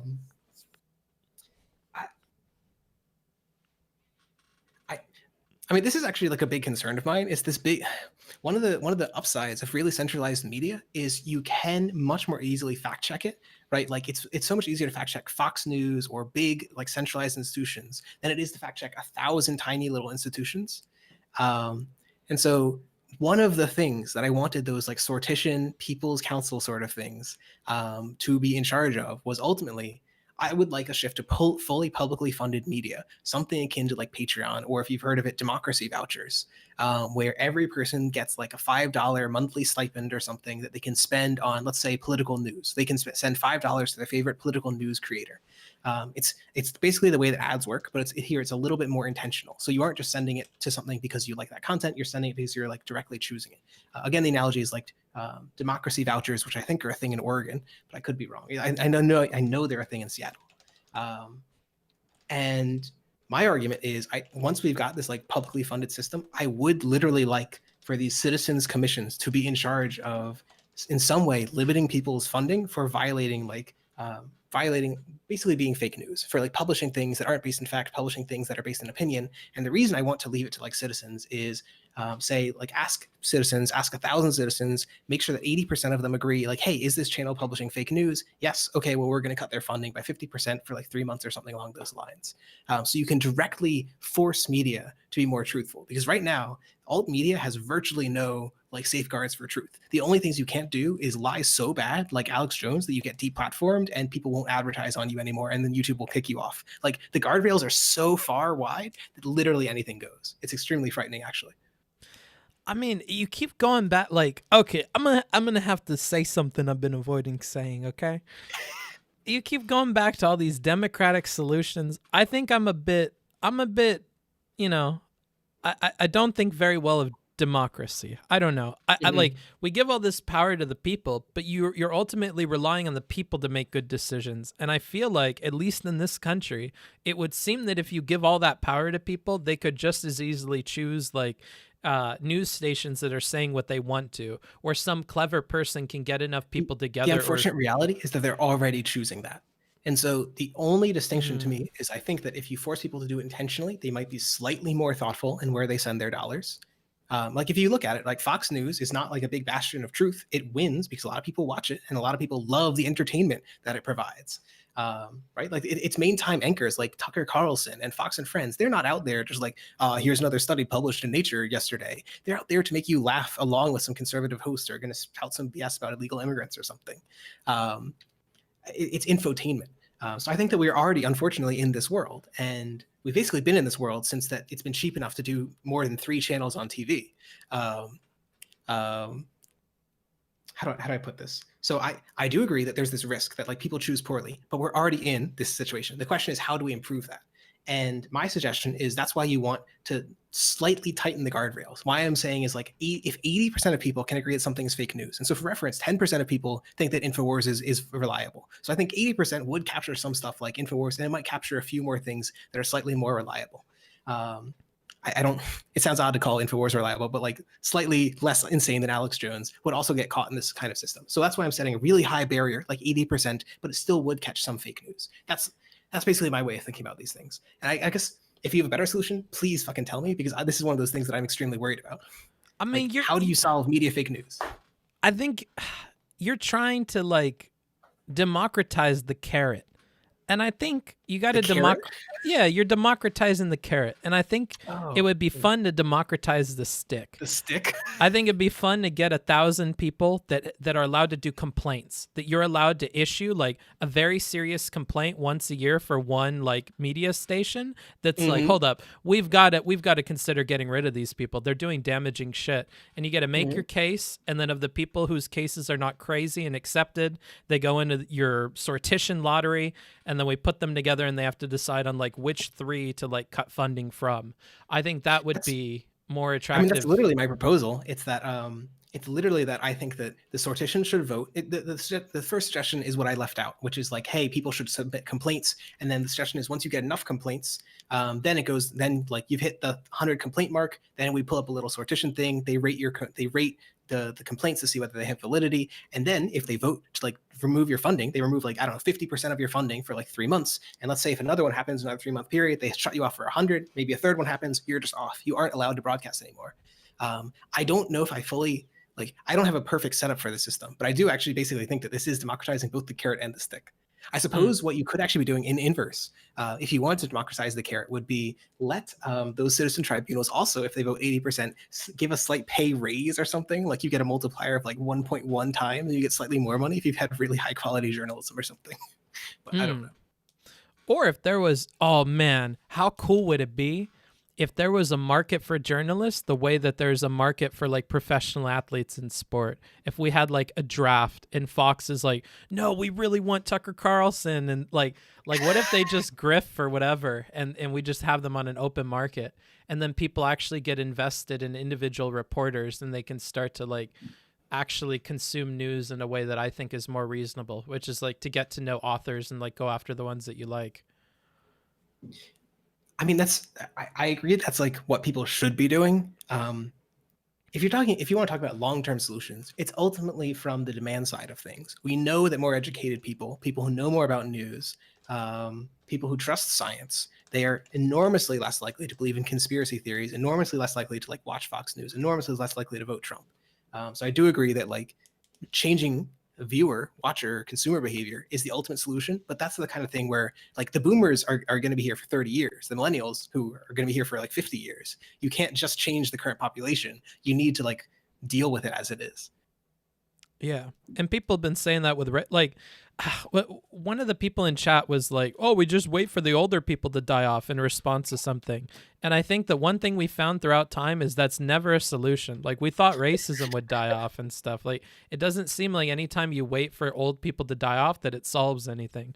Look at Japan. They just learn how to live forever. Like I feel like waiting for old people to die is like never a very good solution for stuff. It just never really works out like that. And they get to talk and they get to be influential and spend money the whole time that they live their last few miserable lives on this earth. And they unfortunately like leave an impact that means that young people could also like adopt their ideology. I know one of the other things, and it's not like a socialist thing, that I've been really red-pilled on is like mandatory voting. Because one of the things that we know, if we're talking about like participation in institutions, one of the things that we know is that one of the best predictors, in fact, the best predictor of whether you'll vote in the next election is whether you voted in the previous election. And so there's this enormous benefit of getting people started voting early, getting them politically involved early. And so they will be more involved in the system on and on and on. The country that's famous for this is Australia. It's I don't remember when it did ranked choice voting. It has ranked choice voting, I'm pretty sure, but it's done mandatory voting since 1921 or something. It's an incredibly long time period. And so it's had like voter participation in like the 95 range for a century. And so more people are just de facto involved in the political system. I assume that like transfers into like a slight increase of political engagement just from that very fact alone. And wait, hold on. I feel like you were opening up talking about how you've been turned against this idea about voting. Like, wait, are no, you I've been pro super mandatory? red-pilled on this. No, I love mandatory voting. Oh, okay. I used to worry that it's like government compulsion, but no, like force people to participate in democracy, and that will in turn strengthen democracy. Like you're I don't know. That's the way I There's see it. so much faith in people, though. I feel like people fuck shit up, and it's what's the Churchill quote? It's not that I love democracy. It's that I think that it's just statistically better than the alternative systems. And I think there's lots of tweaks you can do to democracy, including some really, really big ones that make it a lot more effective. That's the way that I think about these things. It's not trusting the people so much as building the systems where people can be trusted. That's the way I think about these things. Yeah. So you think like re-education camps and stuff, like make sure that everybody's on the same page kind of deal. Yeah, no, huge re-educate. Right, the FEMA camps have been sitting empty for too long. I think that we need to pink pill and re-educate our conservative brethren. Right. I think so. I mean, honestly, yeah. Sit them down, show them some cool shit, take them to a drag show. Like I feel like just show them like just fucking like Sean from YouTube videos and Destiny debates for 2 weeks. They just come out. They're all new men. Well, asterisk anyway on the men bit. Pink pilled after all. pink pill. I like that, dude. I'm gonna steal that. The pink pill. Is this a real thing? I'm pretty sure pink pilling is like, it originally was a 4chan meme that people were like, oh, we're gonna like get people to like become trans or something. We're just gonna keep telling them how good to be trans is, and then they'll become trans. But it is like totally a meme that like the trans community and so on has adopted. Like, we're gonna force feminize all the conservative men or whatever. Biden's building Biden's America, where all men have to wear the skirt. First the mask, now the skirt. That kind of stuff. Are any trans people offended by that? I mean, I'm sure. Okay. I feel like asking this question already tells you the answer. Dang, bro. What are you saying about trans people, bro? I'm saying put in any X in there, and the answer is yes, whether it be trans people or like literally any other demographic group. But also, okay. Well, I'm gonna go ahead and shelve pink pill. I'll go ahead and consult the cabal of trans people and see what they think about that after. yeah, the hive mind of the trans commune, right? Like the singular entity that runs all trans people. I'm gonna phone up the council. Okay. Like I know that we're meant to talk about the Destiny debate, but the reason that I avoid it is because I don't think he was very fair to you. I don't think he heard you out. I don't think you had like a fair shot at changing his mind on anything. Did you think differently at the time or after, or what was your take on the debate as a whole? I mean, Destiny brought me on from like Twitter drama. I don't think that he was coming in with like a particularly open mind, given how he usually works on Twitter. You know, rest in peace to Gaze Within. We'll see what rises from the ashes. I think that I don't know how to evaluate whether he was like good faith or not. That's like, I don't actually know if I can evaluate that. Breathtaking. I mean, we could not call it good faith or bad faith. I mean, we could call it like giving you a fair shot or not. Like, man, like watching it, I just felt like he wasn't trying to hear out the point, and that he was more so trying to get you to contend with other kinds of arguments, or to get you down different lines of logic where he might have an upper hand, rather than actually like trying to hear out what you think the problem was. And I think he does that a lot with the Twitter stuff.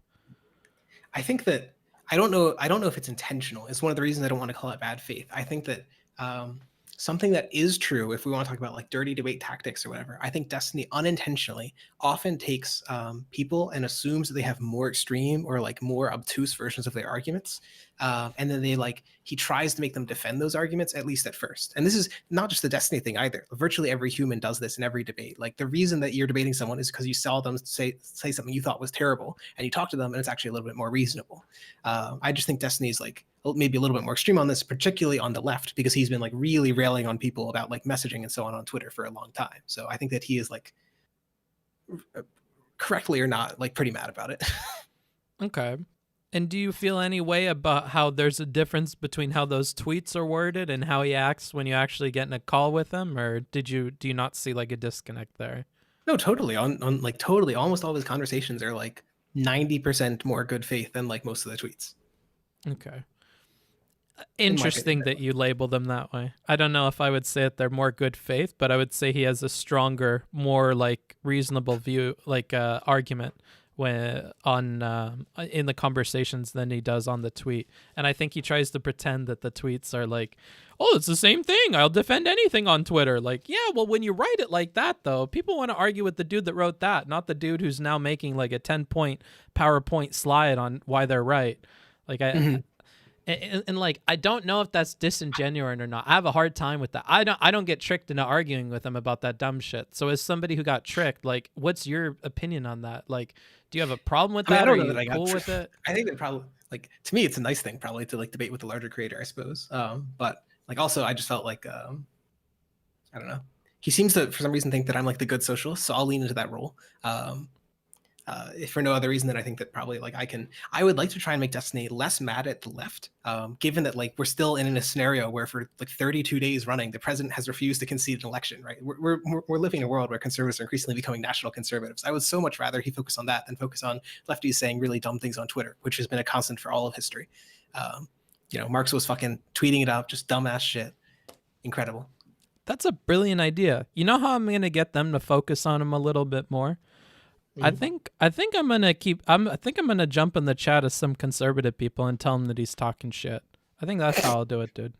If he's not gonna do it on Twitter, I'll do it for him. I'll make shit up, bro. I'll fucking Well, he reach can't out. do it now, so you better do it. I mean, technically, he can't do it now. What account are we on now? He'll figure it out. He'll come up with a new one. I Like think. 5 or 6. I bet you he has a new one already. We just don't know what it is. Damn. Okay. Well, yeah. I guess it is helpful because it gives you an in. And if he put on the more agreeable version in the tweet, maybe it wouldn't give you as big of an opportunity to try and have a heated conversation about it. Who on the platform have you seen that you think actually changes their mind on shit? Who gives you that impression? Oh God.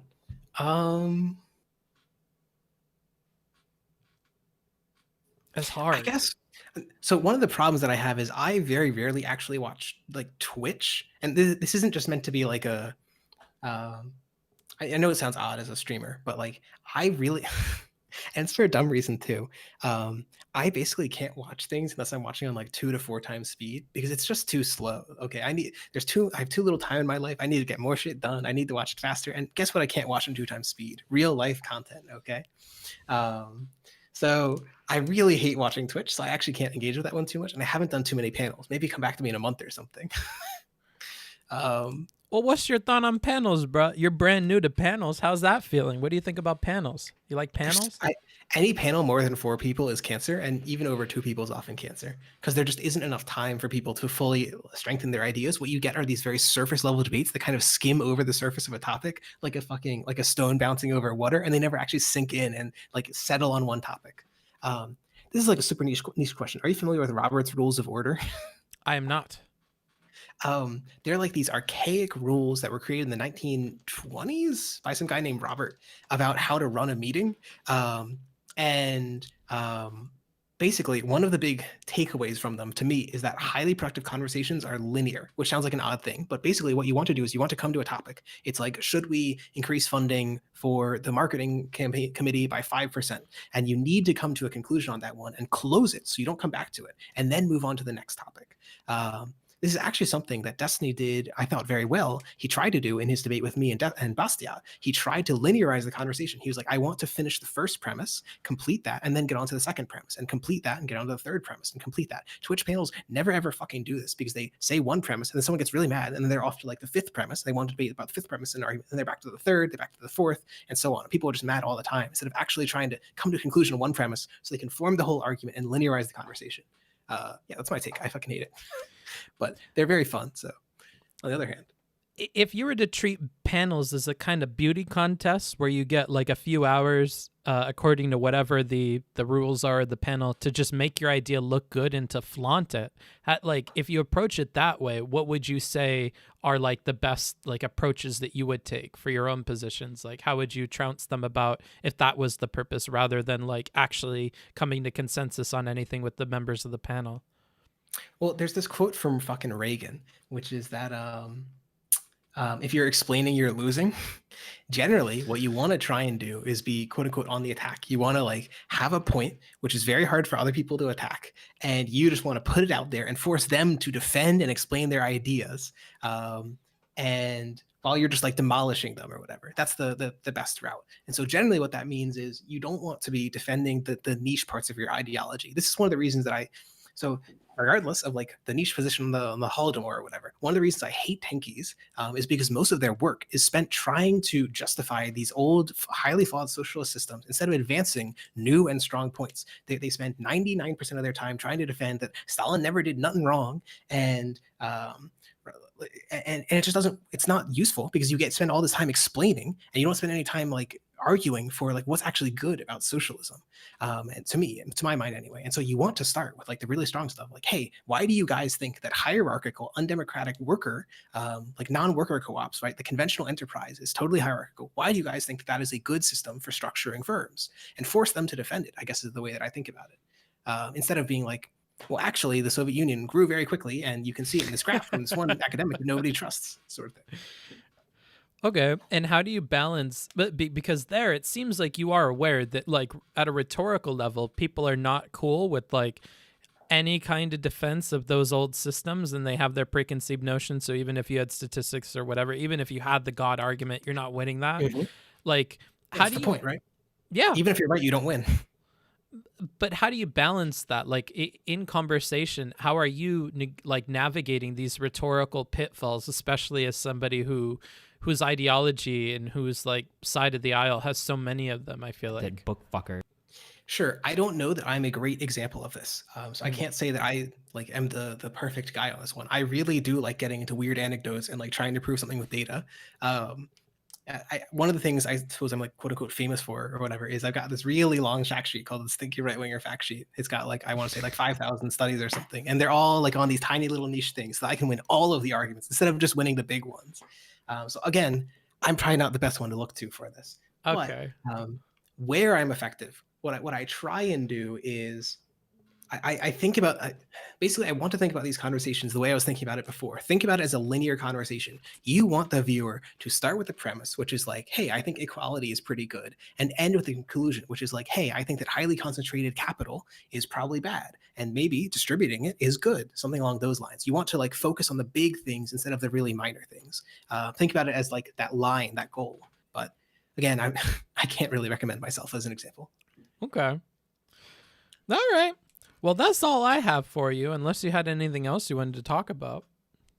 I mean, so what would you describe your political position at the moment as, right? Before you read all of my books and totally change your politics, right? Because I'm just right about everything. What would like the current Booksmarts position be? Like I like to tell people on stream, if I had Thanos' glove and I could snap into reality whatever I wanted, it would be very yikers, and I don't think anybody would really like me. Oh my God, my man hiding his power level. Yeah. But like realistically, I mostly lean towards Democrat stuff, but that's because it seems like common sense. It seems like if you were to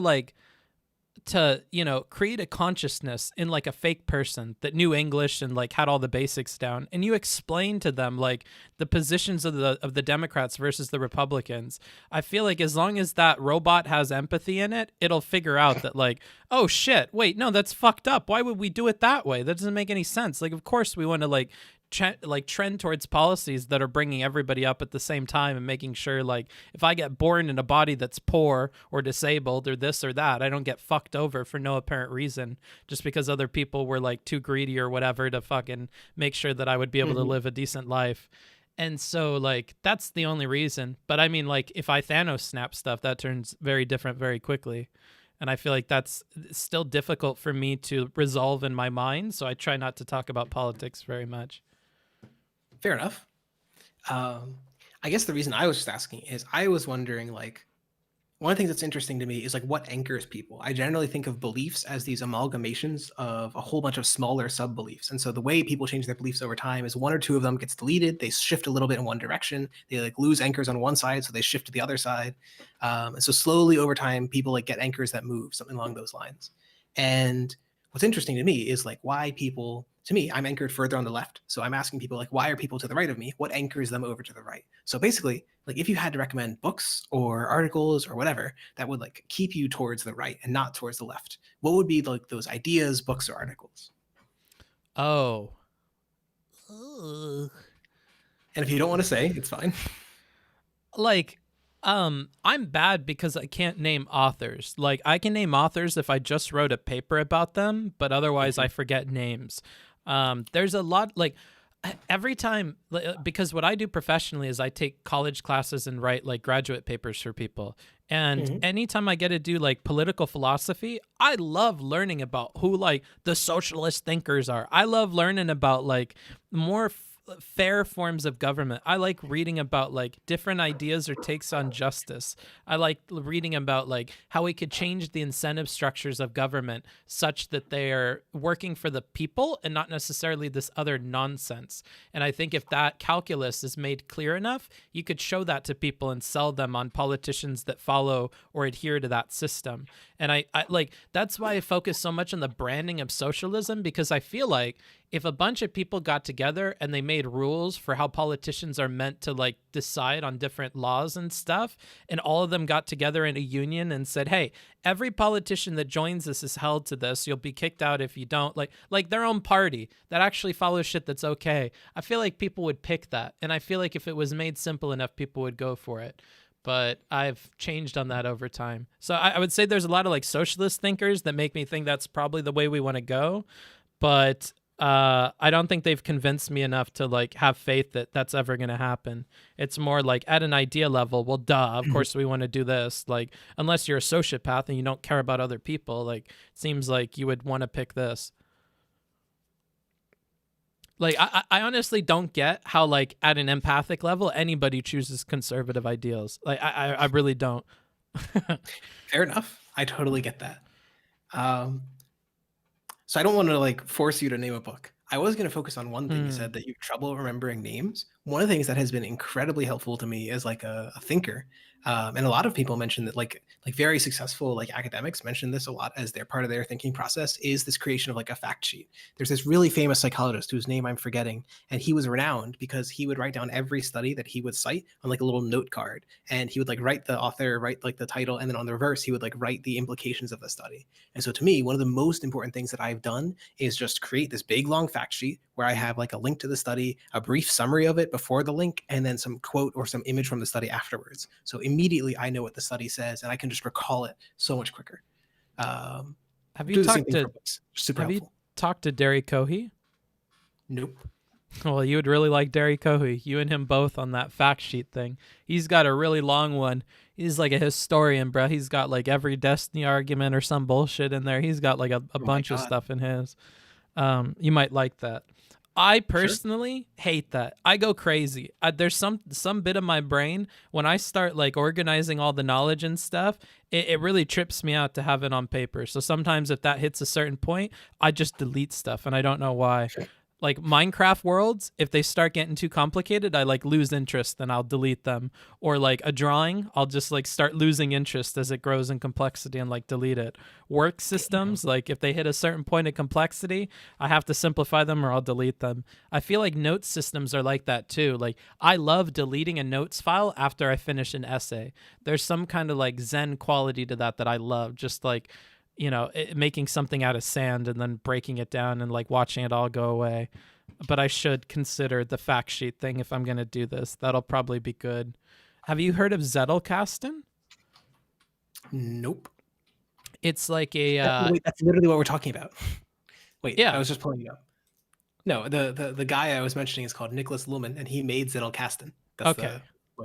Because I was going to say, if you like this way of thinking about things, you would really love this system. When you told me you didn't hear about it, I'm like, oh, he's going to love this. Yeah. I've thought about using this for book projects. Like when people commission books, just because there's too much fucking info and like a normal note-taking system doesn't organize it like visually in a way that's accessible. There's some programs out now that I've gotten recommended from a podcast called... Cortex, which is basically like a podcast about working and productivity, and it's the CGP Grey YouTuber guy from YouTube, whatever. He talks about how the way that he does note-taking is like the index card thing that you have in Zettelkasten, and so he found like electronic systems that could do that, and that might be worth looking into if you really like organizing stuff that way. Personally, I don't. Like the memory in my head sort of works like that, but when I draw it out, I can't navigate this like index card thing. How do you lay this out if you're not using Zettelkasten?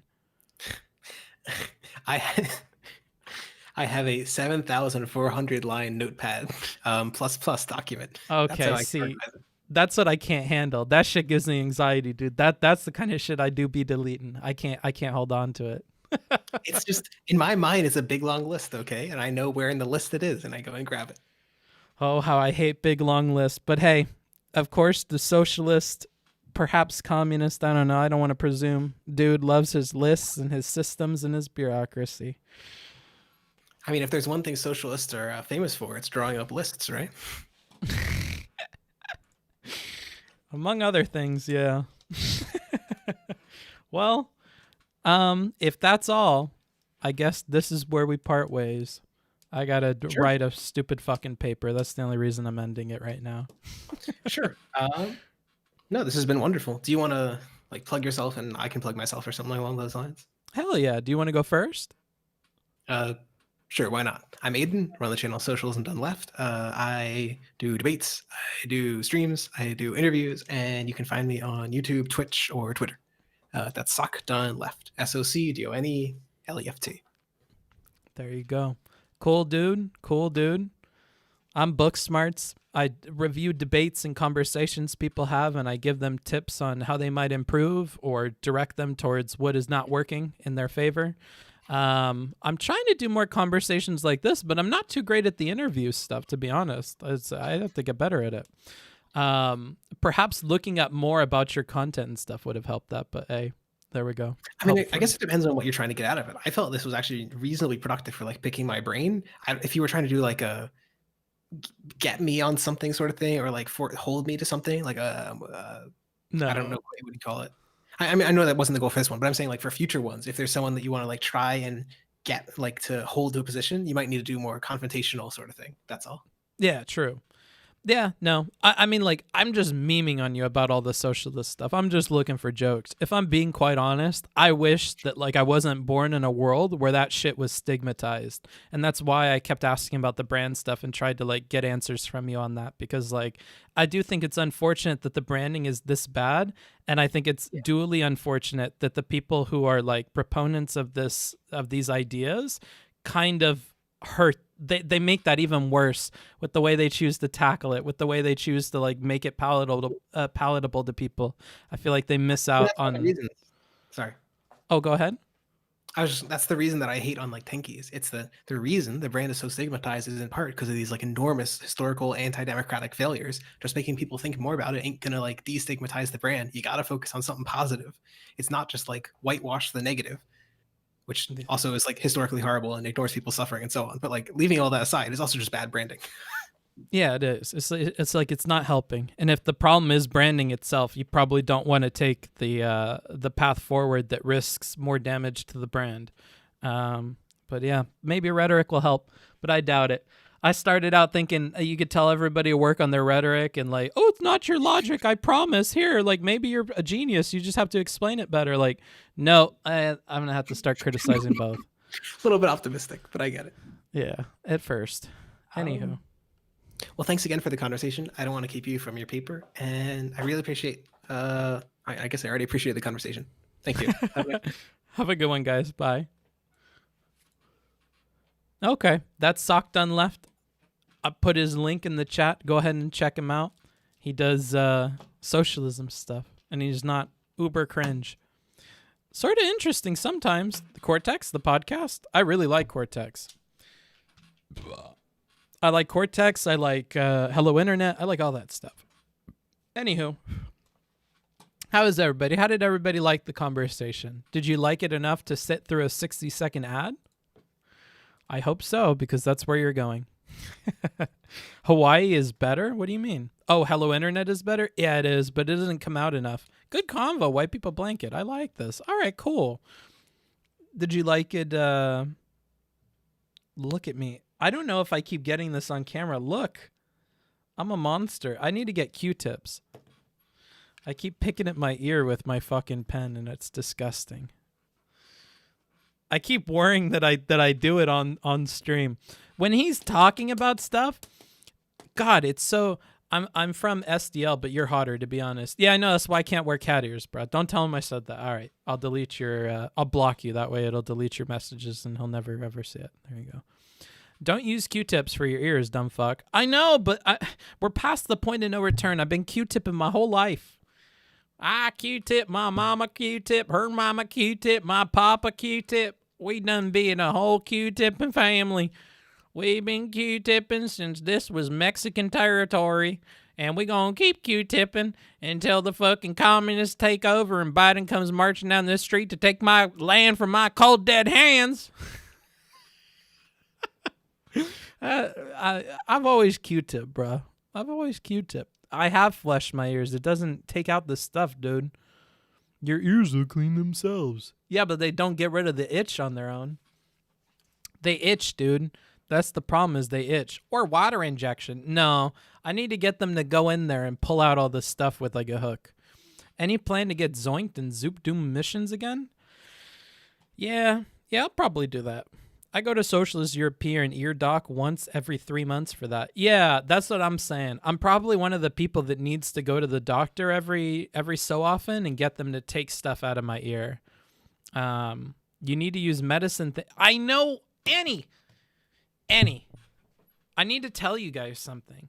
When I said, I've been Q-tipping, I've tried other stuff, Annie. I've put the medicine in the ear. I've tried to flush it out. I've done the 2-part thing.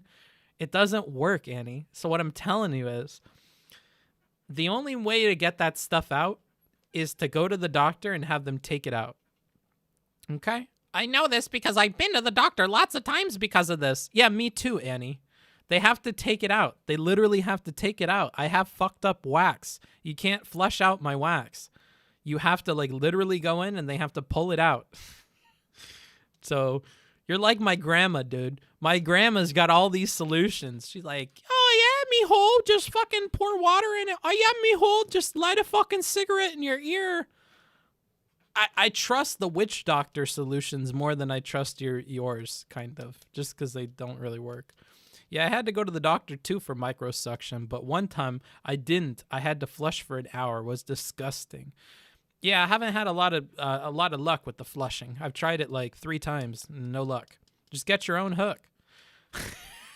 Get my own hook and a camera, do it on stream, live in front of you guys, just picking at my ear. We'll have a video over here, and you guys will see me. I'll be like, just start picking my brain, dude. Can we see the cigarette trick on stream? Yeah, I'll call my grandma up, dude. I'll have her come over here and show you guys. You literally lean your head and she lights a cigarette in your ear. It's kind of crazy. Just make it ASMR. Yeah, I got to put a mic in there. You guys will hear it.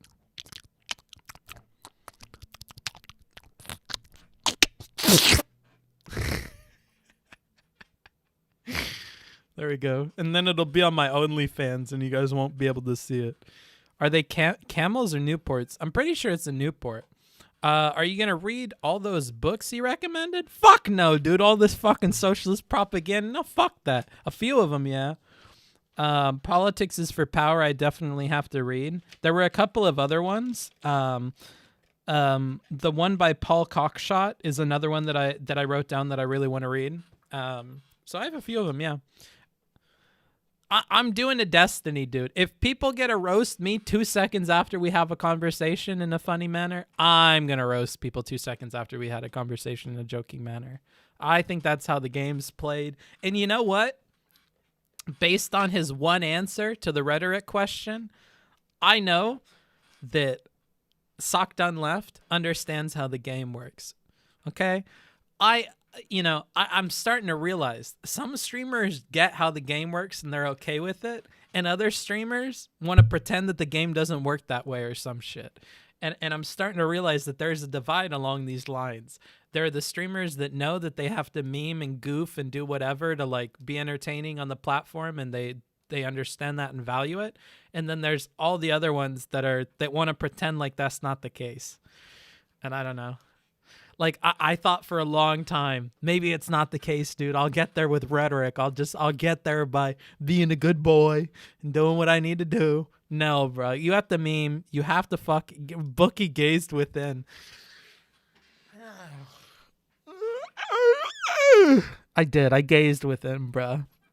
He grabbed my head and he pointed it to the abyss, bro, and I couldn't look away. He forced me to look at it, bro.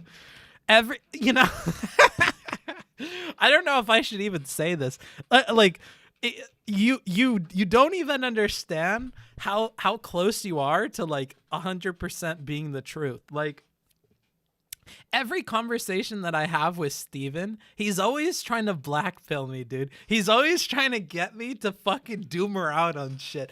Every conversation, like in public and private, I feel like he's always trying to sell me on like a fucked up interpretation of the world. He's always trying to get me to think the shit's doomed.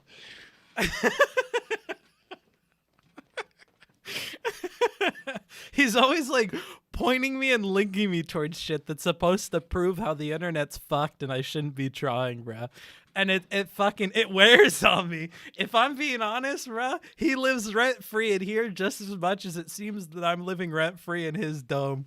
Cause holy fuck, sometimes he shows me shit. And it's just like for days, I'm like, yeah, maybe people are just dumb fucks, dude. Yeah, maybe he's right. And if people are dumb fucks, who cares about like he gets in there, dude, and I have to like sweep it all out. Holy shit. Just accept the doomer pill, bro. No, I'm not. I have to be the last bastion, dude. But he still thinks politics works for now. Does he though? Does he really though? I don't know, bro. I don't know what's what. You're way too optimistic, Buck. Yeah, probably, dude. You were destined to be black-pilled. Yeah, maybe. Destiny is the earwax. Yeah, he's the itch that I just can't get, dude. I need a doctor to go in my brain and scoop them all out.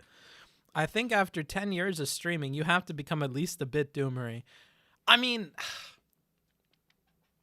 like here's the other thing, is I think if you have to accept the way that content on the internet works, you have to have a bit of doomer.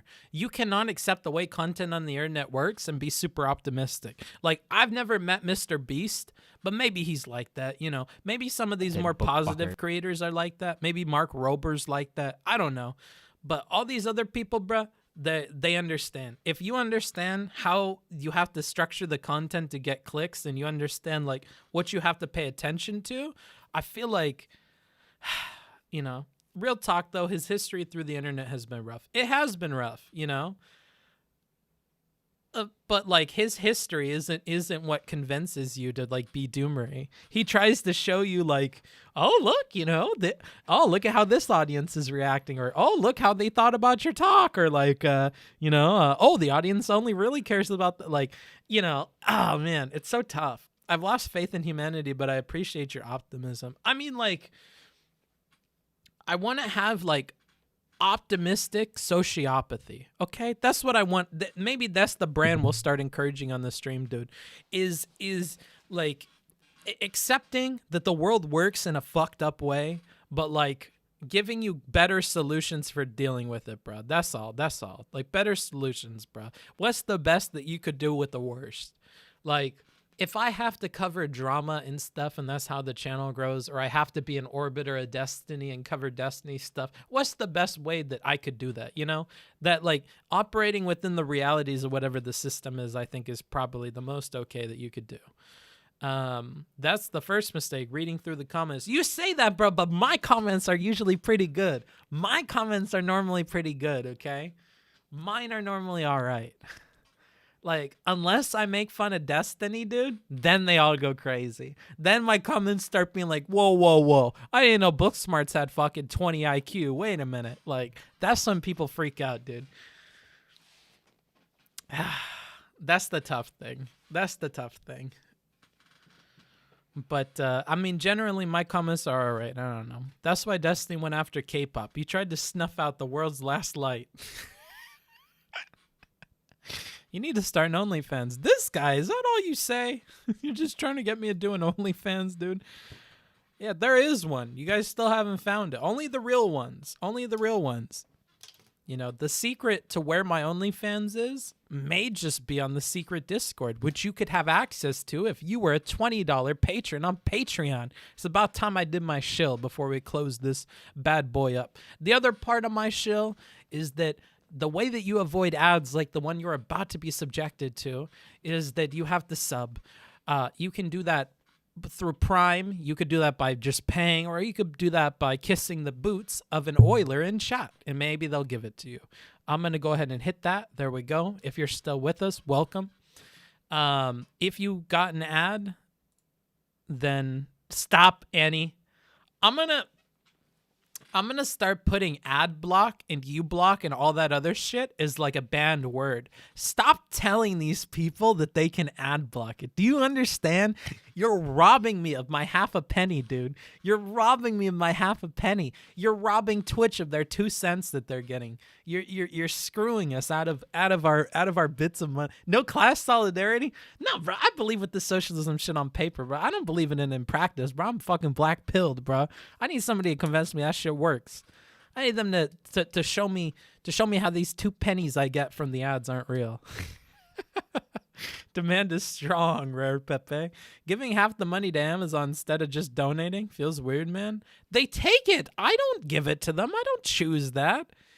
I'm like Robin Hood, bro. I'm stealing from the advertisers and I'm giving some of it to Amazon. But they're just a small company. They're trying to keep shit open. They make everything free. Come on now. Booksmarts, I already have your OnlyFans, bro. We both know you're BS. I haven't updated it in a little bit, bro. It's because I've not been feeling sexy, okay? It's because I've not been feeling sexy. I have been spending so much time on Twitter, and there are so many pretty boys on Twitter pretending to be cat boys now that I can't handle it, okay? I'm not willing to cross that line and put on fucking ears and a tail just so that I can get 10 more levels of cuteness. But these boys are starting at like level 5. So they need all the cuteness they can get. But at the end of the day, who are they making look bad, all right? Boys like me that don't fucking grift, that don't put on makeup, that don't put on the ears, bruh. Boys like me. That's who they're making look worse, bruh. Out here dolling themselves up and shit, bruh. I don't like it. I don't like it. I don't like it. They're making it hard. Just sell out. It's normal. True, true. But that's the thing is you have to be okay with that. And then you just have to make a determination not of like whether I sell out or not. You make a determination as to like how much you're going to sell out. And that's like an interesting thing to have to think about. No chance is it near 70%. No shot, bucko. What are you talking about, dude? What are you talking about 70%? I have no problem with watching advertising, especially when the streamer goes to cut. Yeah, but we get like a tiny cut, don't we? Isn't it like silly, stupid, small? Silly, stupid, small, triple S? You don't have to be okay with it. Just do it. Damn, bro. You're starting to sound a little crazy, bro. You don't have to be okay with it. Just do it. Okay, bro. Okay, bro. Shit. Shake my head. Cat boys taking all the OnlyFans money, bro. True. I mean, if even the boys can clickbait on Twitch, dude, what the fuck? I can't compete with the booby streamers. I can't compete with the just chatting chicks. I can't compete with this shit, dude. They're going to drive me out.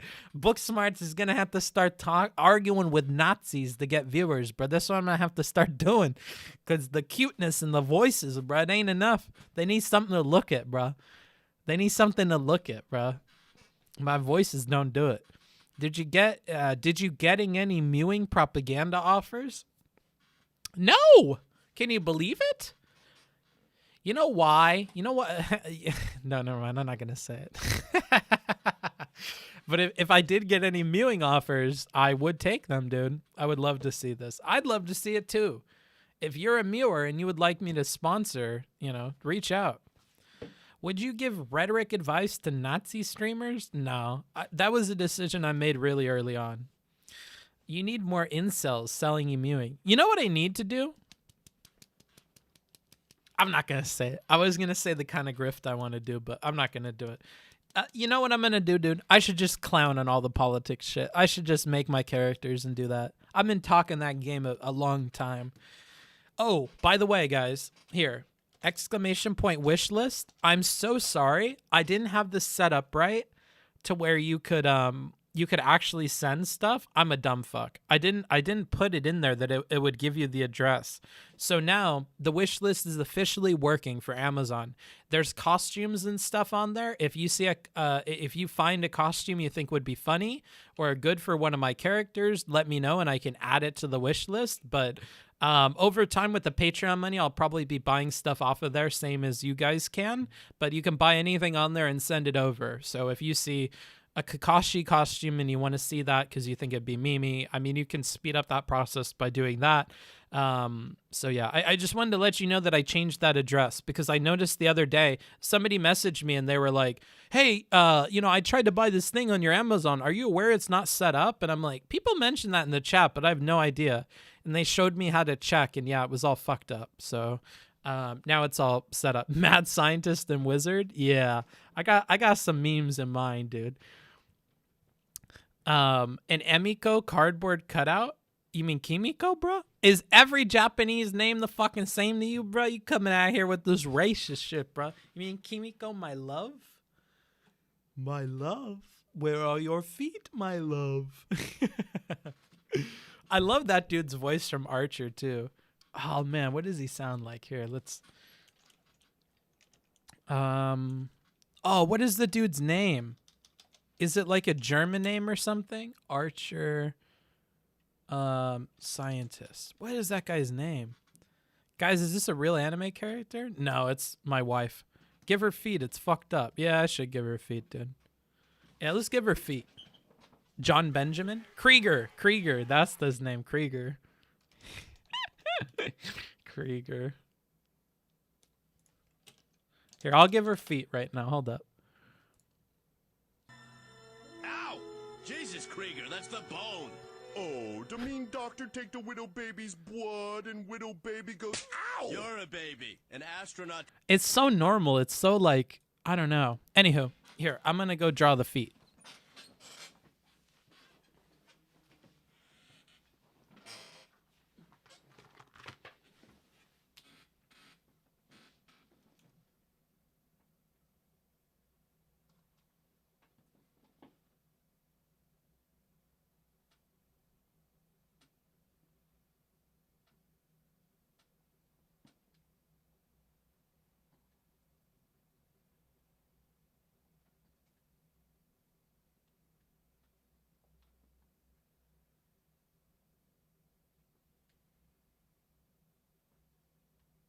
Better on my CB.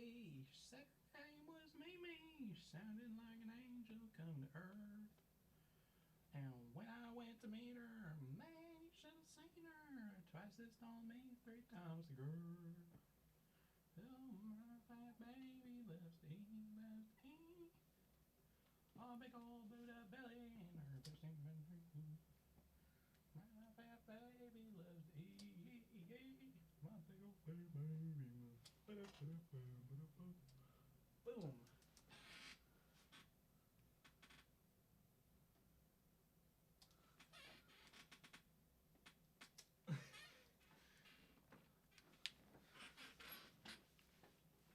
There, she's got feet. Look, Cletus. Bro, she's got feet.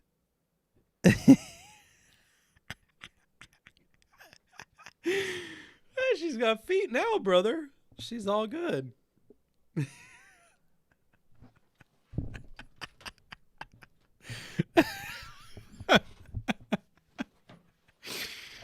Oh, shit.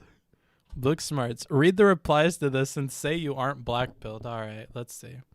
Bro, no not safe for work tag? You're banned. Damn, bro. Make them hairier. I can't, dude. I can't do the hair justice, bro. Here, let's see. What is this? If you're in Georgia, volunteer if you're able to. The Senate is incredibly important. What is this about? Discord for canvassing this weekend. We're meeting at this. If you're in Georgia, volunteer if you're able to. I don't get it. Wait, why did you link me this? What is this supposed to mean? Oh, read the replies to this. Okay. Does this qualify as coat? The rioting needs to... I'm not getting banned for that. I'm not getting banned for that. Nice try, guy. Fucking Destiny. Fucking Destiny, dude. Do either of these candidates support a $15 minimum wage in a state with a $5.15 minimum wage? Oh, shit. This is what you're talking about. If you're not in Georgia and would still like to help, this is a second beacon of hope I've got today. Thank you. Don't vote in the runoff. Rigged. Incredibly sad. Trump attorney Lynn Wood says don't vote in rigged runoff. Ah, yes, a Trump attorney. A most reliable source for bullshit. Okay. I'm not doomered by these comments, dude. I think you basically had 1 foot off the edge already, bro. If this is what it took to push you off, I guess I'm a lot farther than I thought. Fire up your land mowers, guys. Your land mowers. Is that what they use to get rid of all the lords, all the landlords? Is land mower? Is that a dog whistle? Is this my first communist dog whistle? Land mowers? What the fuck are you talking about, bro? The landlord mowers? Is that what you're trying to say, bro? That's fucked up. That's some fucked up shit. Take that to Vosh's channel, bro. We don't do that here. I'm gonna get banned. I don't want to fucking be talking about that shit, bro. Land phobia? That's what I'm talking about. I bet he doesn't even tip his landlord, this fucking guy. We prefer person of land. Person of land.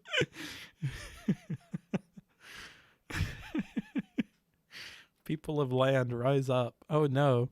Don't know now, Dan? What are you talking about, dude? Okay. Well, that's enough Twitter for today. Insulting bipole characters? What the fuck does bipole stand for, bro? British International Police Objectionable Leftists. I don't know what that stands for, brother. You're going to have to give me a breakdown to that acronym. Rat fucker. I'm really happy the rat fucker guy stuck around. I remember reading your name for the first time and thinking, this is some funny shit, bro. I'm happy you've stuck around in the chat. I love reading your name, bro. Rat fucker. It does sound low key. It could be construed as kind of not okay, your name, but I don't know. Black Indigenous or people of the land?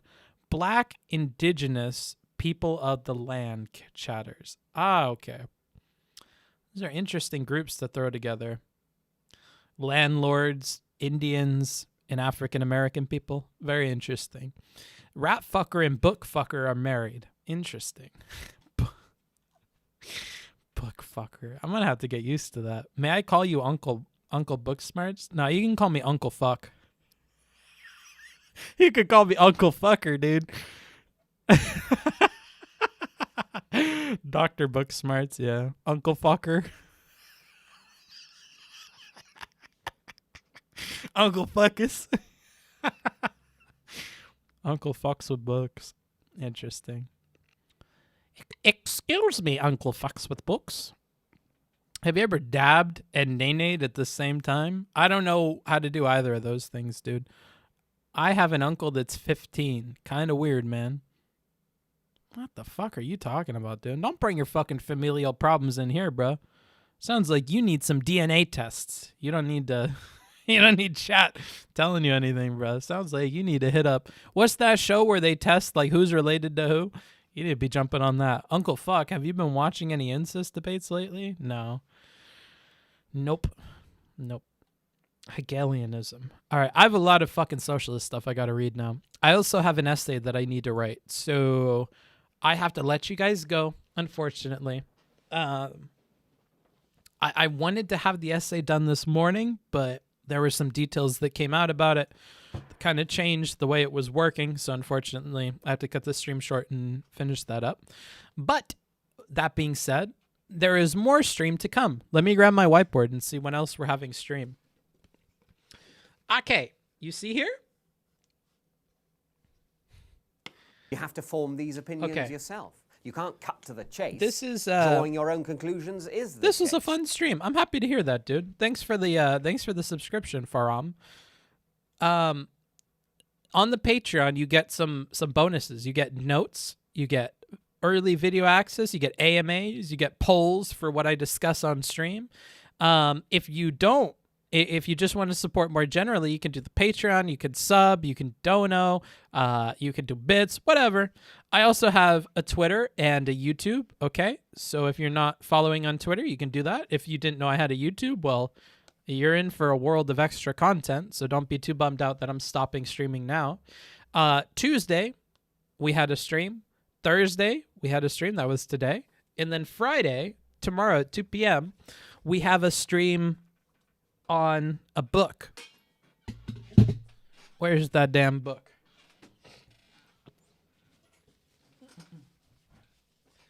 You say yay a Booksmart schedule. That's how you know the big boss Bose just comes in here. She's not a real fan, right? Everybody knows where the schedules are. I'm just kidding. I probably honestly, I probably have to update the Twitch schedule more, because I am finding that people don't see the schedule when it ends up on like Twitter or Discord. So that's actually fire under my ass. I probably have to update the schedule on Discord. I mean, on Twitch. I forget that exists. So I'll do that. I'll try to keep updating the schedule on Twitch, I am happy to have you here. Hi, Big Boss Bose. What is this that you're linking me? Cosplay headband? Oh, that's cool. This is Kakashi hair. Should I add this to the... Why is it in Canadian? Do you want to buy this, Mocrack? Should I add this to the wish list?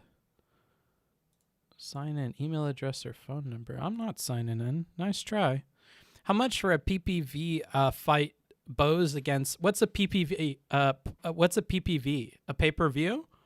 Fight Bose against Bookman? I don't want to get my ass beat, bruh. You haven't seen... have you even seen Bose's fucking stream? Bose covers fucking killers all day. She's crazy, dude. She watches this stream about how people murdered each other, how they burn in a building, and how much of their body chars per unit of time and shit. And she's got a sense of style that would make a fascist envious, bruh. She's wearing these big ass boots and this fucking blade looking gear, and she's got these like long crazy dresses. Like, I don't know, style points alone, bruh. She kicked my ass, and I think like after meeting her in real life, I think she could kick my ass, bruh. She's pretty fucking scary. Yeah, they thought she was Antifa, dude. She's fucking walk around dressing like Antifa. When people are walking around dressing like Antifa, bro, they're sending signals. That's like when you see a butterfly this orange. It's meant to tell you don't fuck around with it because it's going to poison you, bro. That's the vibes I get from Bose. So no, she kicked my ass in a fight, dude. I wouldn't last. I wouldn't last a goddamn second. So that would not be very fun. It'd be very short. I don't think the PPV viewers would get their money's worth. Probably knows the best way to hide a dead body. True. And get away with it, which is really the part that I care about. I don't care if they find the body, dude. As I've learned from watching her stream, it doesn't matter if they find the body. What matters is that they connect it to you. You don't want them connecting it to you. That's how you get away with it, bro. You got to prioritize the right things. That's why you guys are not 5-head serial killers like Big Boss Bose may be, okay? I'm not saying she is, all right? I'm just saying she has the know-how, she has the tools. I'm just saying, okay? I'm gonna put that out there, bro. If we start finding bodies around Big Boss Bose's place, it is not. I would not consider that a coinky dink. I would definitely keep your ear to the ground on that one. Something's going on. But yeah, I would say that. I would say that what you don't want is people connecting it back to you. I don't think it matters if they find it. Alternatively, what is this? Short ponytail? This is all in Amazon Canada. Okay, short. Oh, okay. You're trying to link me to like a wig. All right. I'll add it to the wish list. Public. There we go. Okay. There you go. All that's on the wish list. I'm just saying things, Rare Pepe. Oh, okay. About to get killed and silenced. Yeah, true. True. Okay. Mine's in freedom dollars. Yeah, I saw that. I added the freedom dollars one. All right. You guys are keeping me from doing my work at this point. Booksmart's D&D streams when? I don't know. When it becomes interesting. I don't know. Oh my fucking god, Book, we can do police interrogations one day. Like, you tell me who's lying. Bro, that would be some 5-head shit, dude. Raid Arisan? Hell yeah, let's do that. Let's see. Look at the rhetoric of these people. You know, some of these killer people, I think, actually did a good job of keeping their shit under wraps. But I don't know how you feel about it, but I feel like it's like almost most of them that are on YouTube seem to be people that weren't doing a very good job at it. Maybe it's because the people that did do a good job of hiding their shit got away with it. But yeah, I don't know. Yeah, we should do it. I'll DM you. All right, cool. Let me know. That might be fun. Good change from the usual. I'm getting sick of reviewing debates and Destiny stuff, so I would welcome a change. Anywho, let's figure out, who are we going to raid? Arisan, you guys are saying. Is that how you pronounce her name? Is it Arisan, or is it like Arisan or something? Melina's on the bed again. Interesting. Arisan. Okay. Noodles for arms.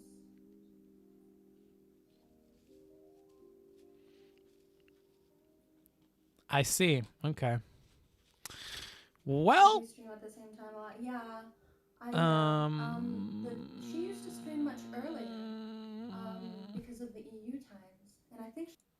Okay, fine. We'll do it. We'll do it. Raid Trainwrecks? No, I'm not raiding Trainwrecks, dude. /raid. I don't want to say anything mean. /raid Arisan. There you guys go. If that's what you want, have fun. That's all, dude. New Dungeon of the Endless just got announced. Interesting. Okay. Too late. We're already raiding Arisan. It cannot be stopped. This train is leaving the station. It's too late, bro. We're on tracks. Wait, did my raid thing go through? Leaving the station. It did. Okay. Wait, why can't I hit raid now? Oh, I have to wait. All right, everybody pile in.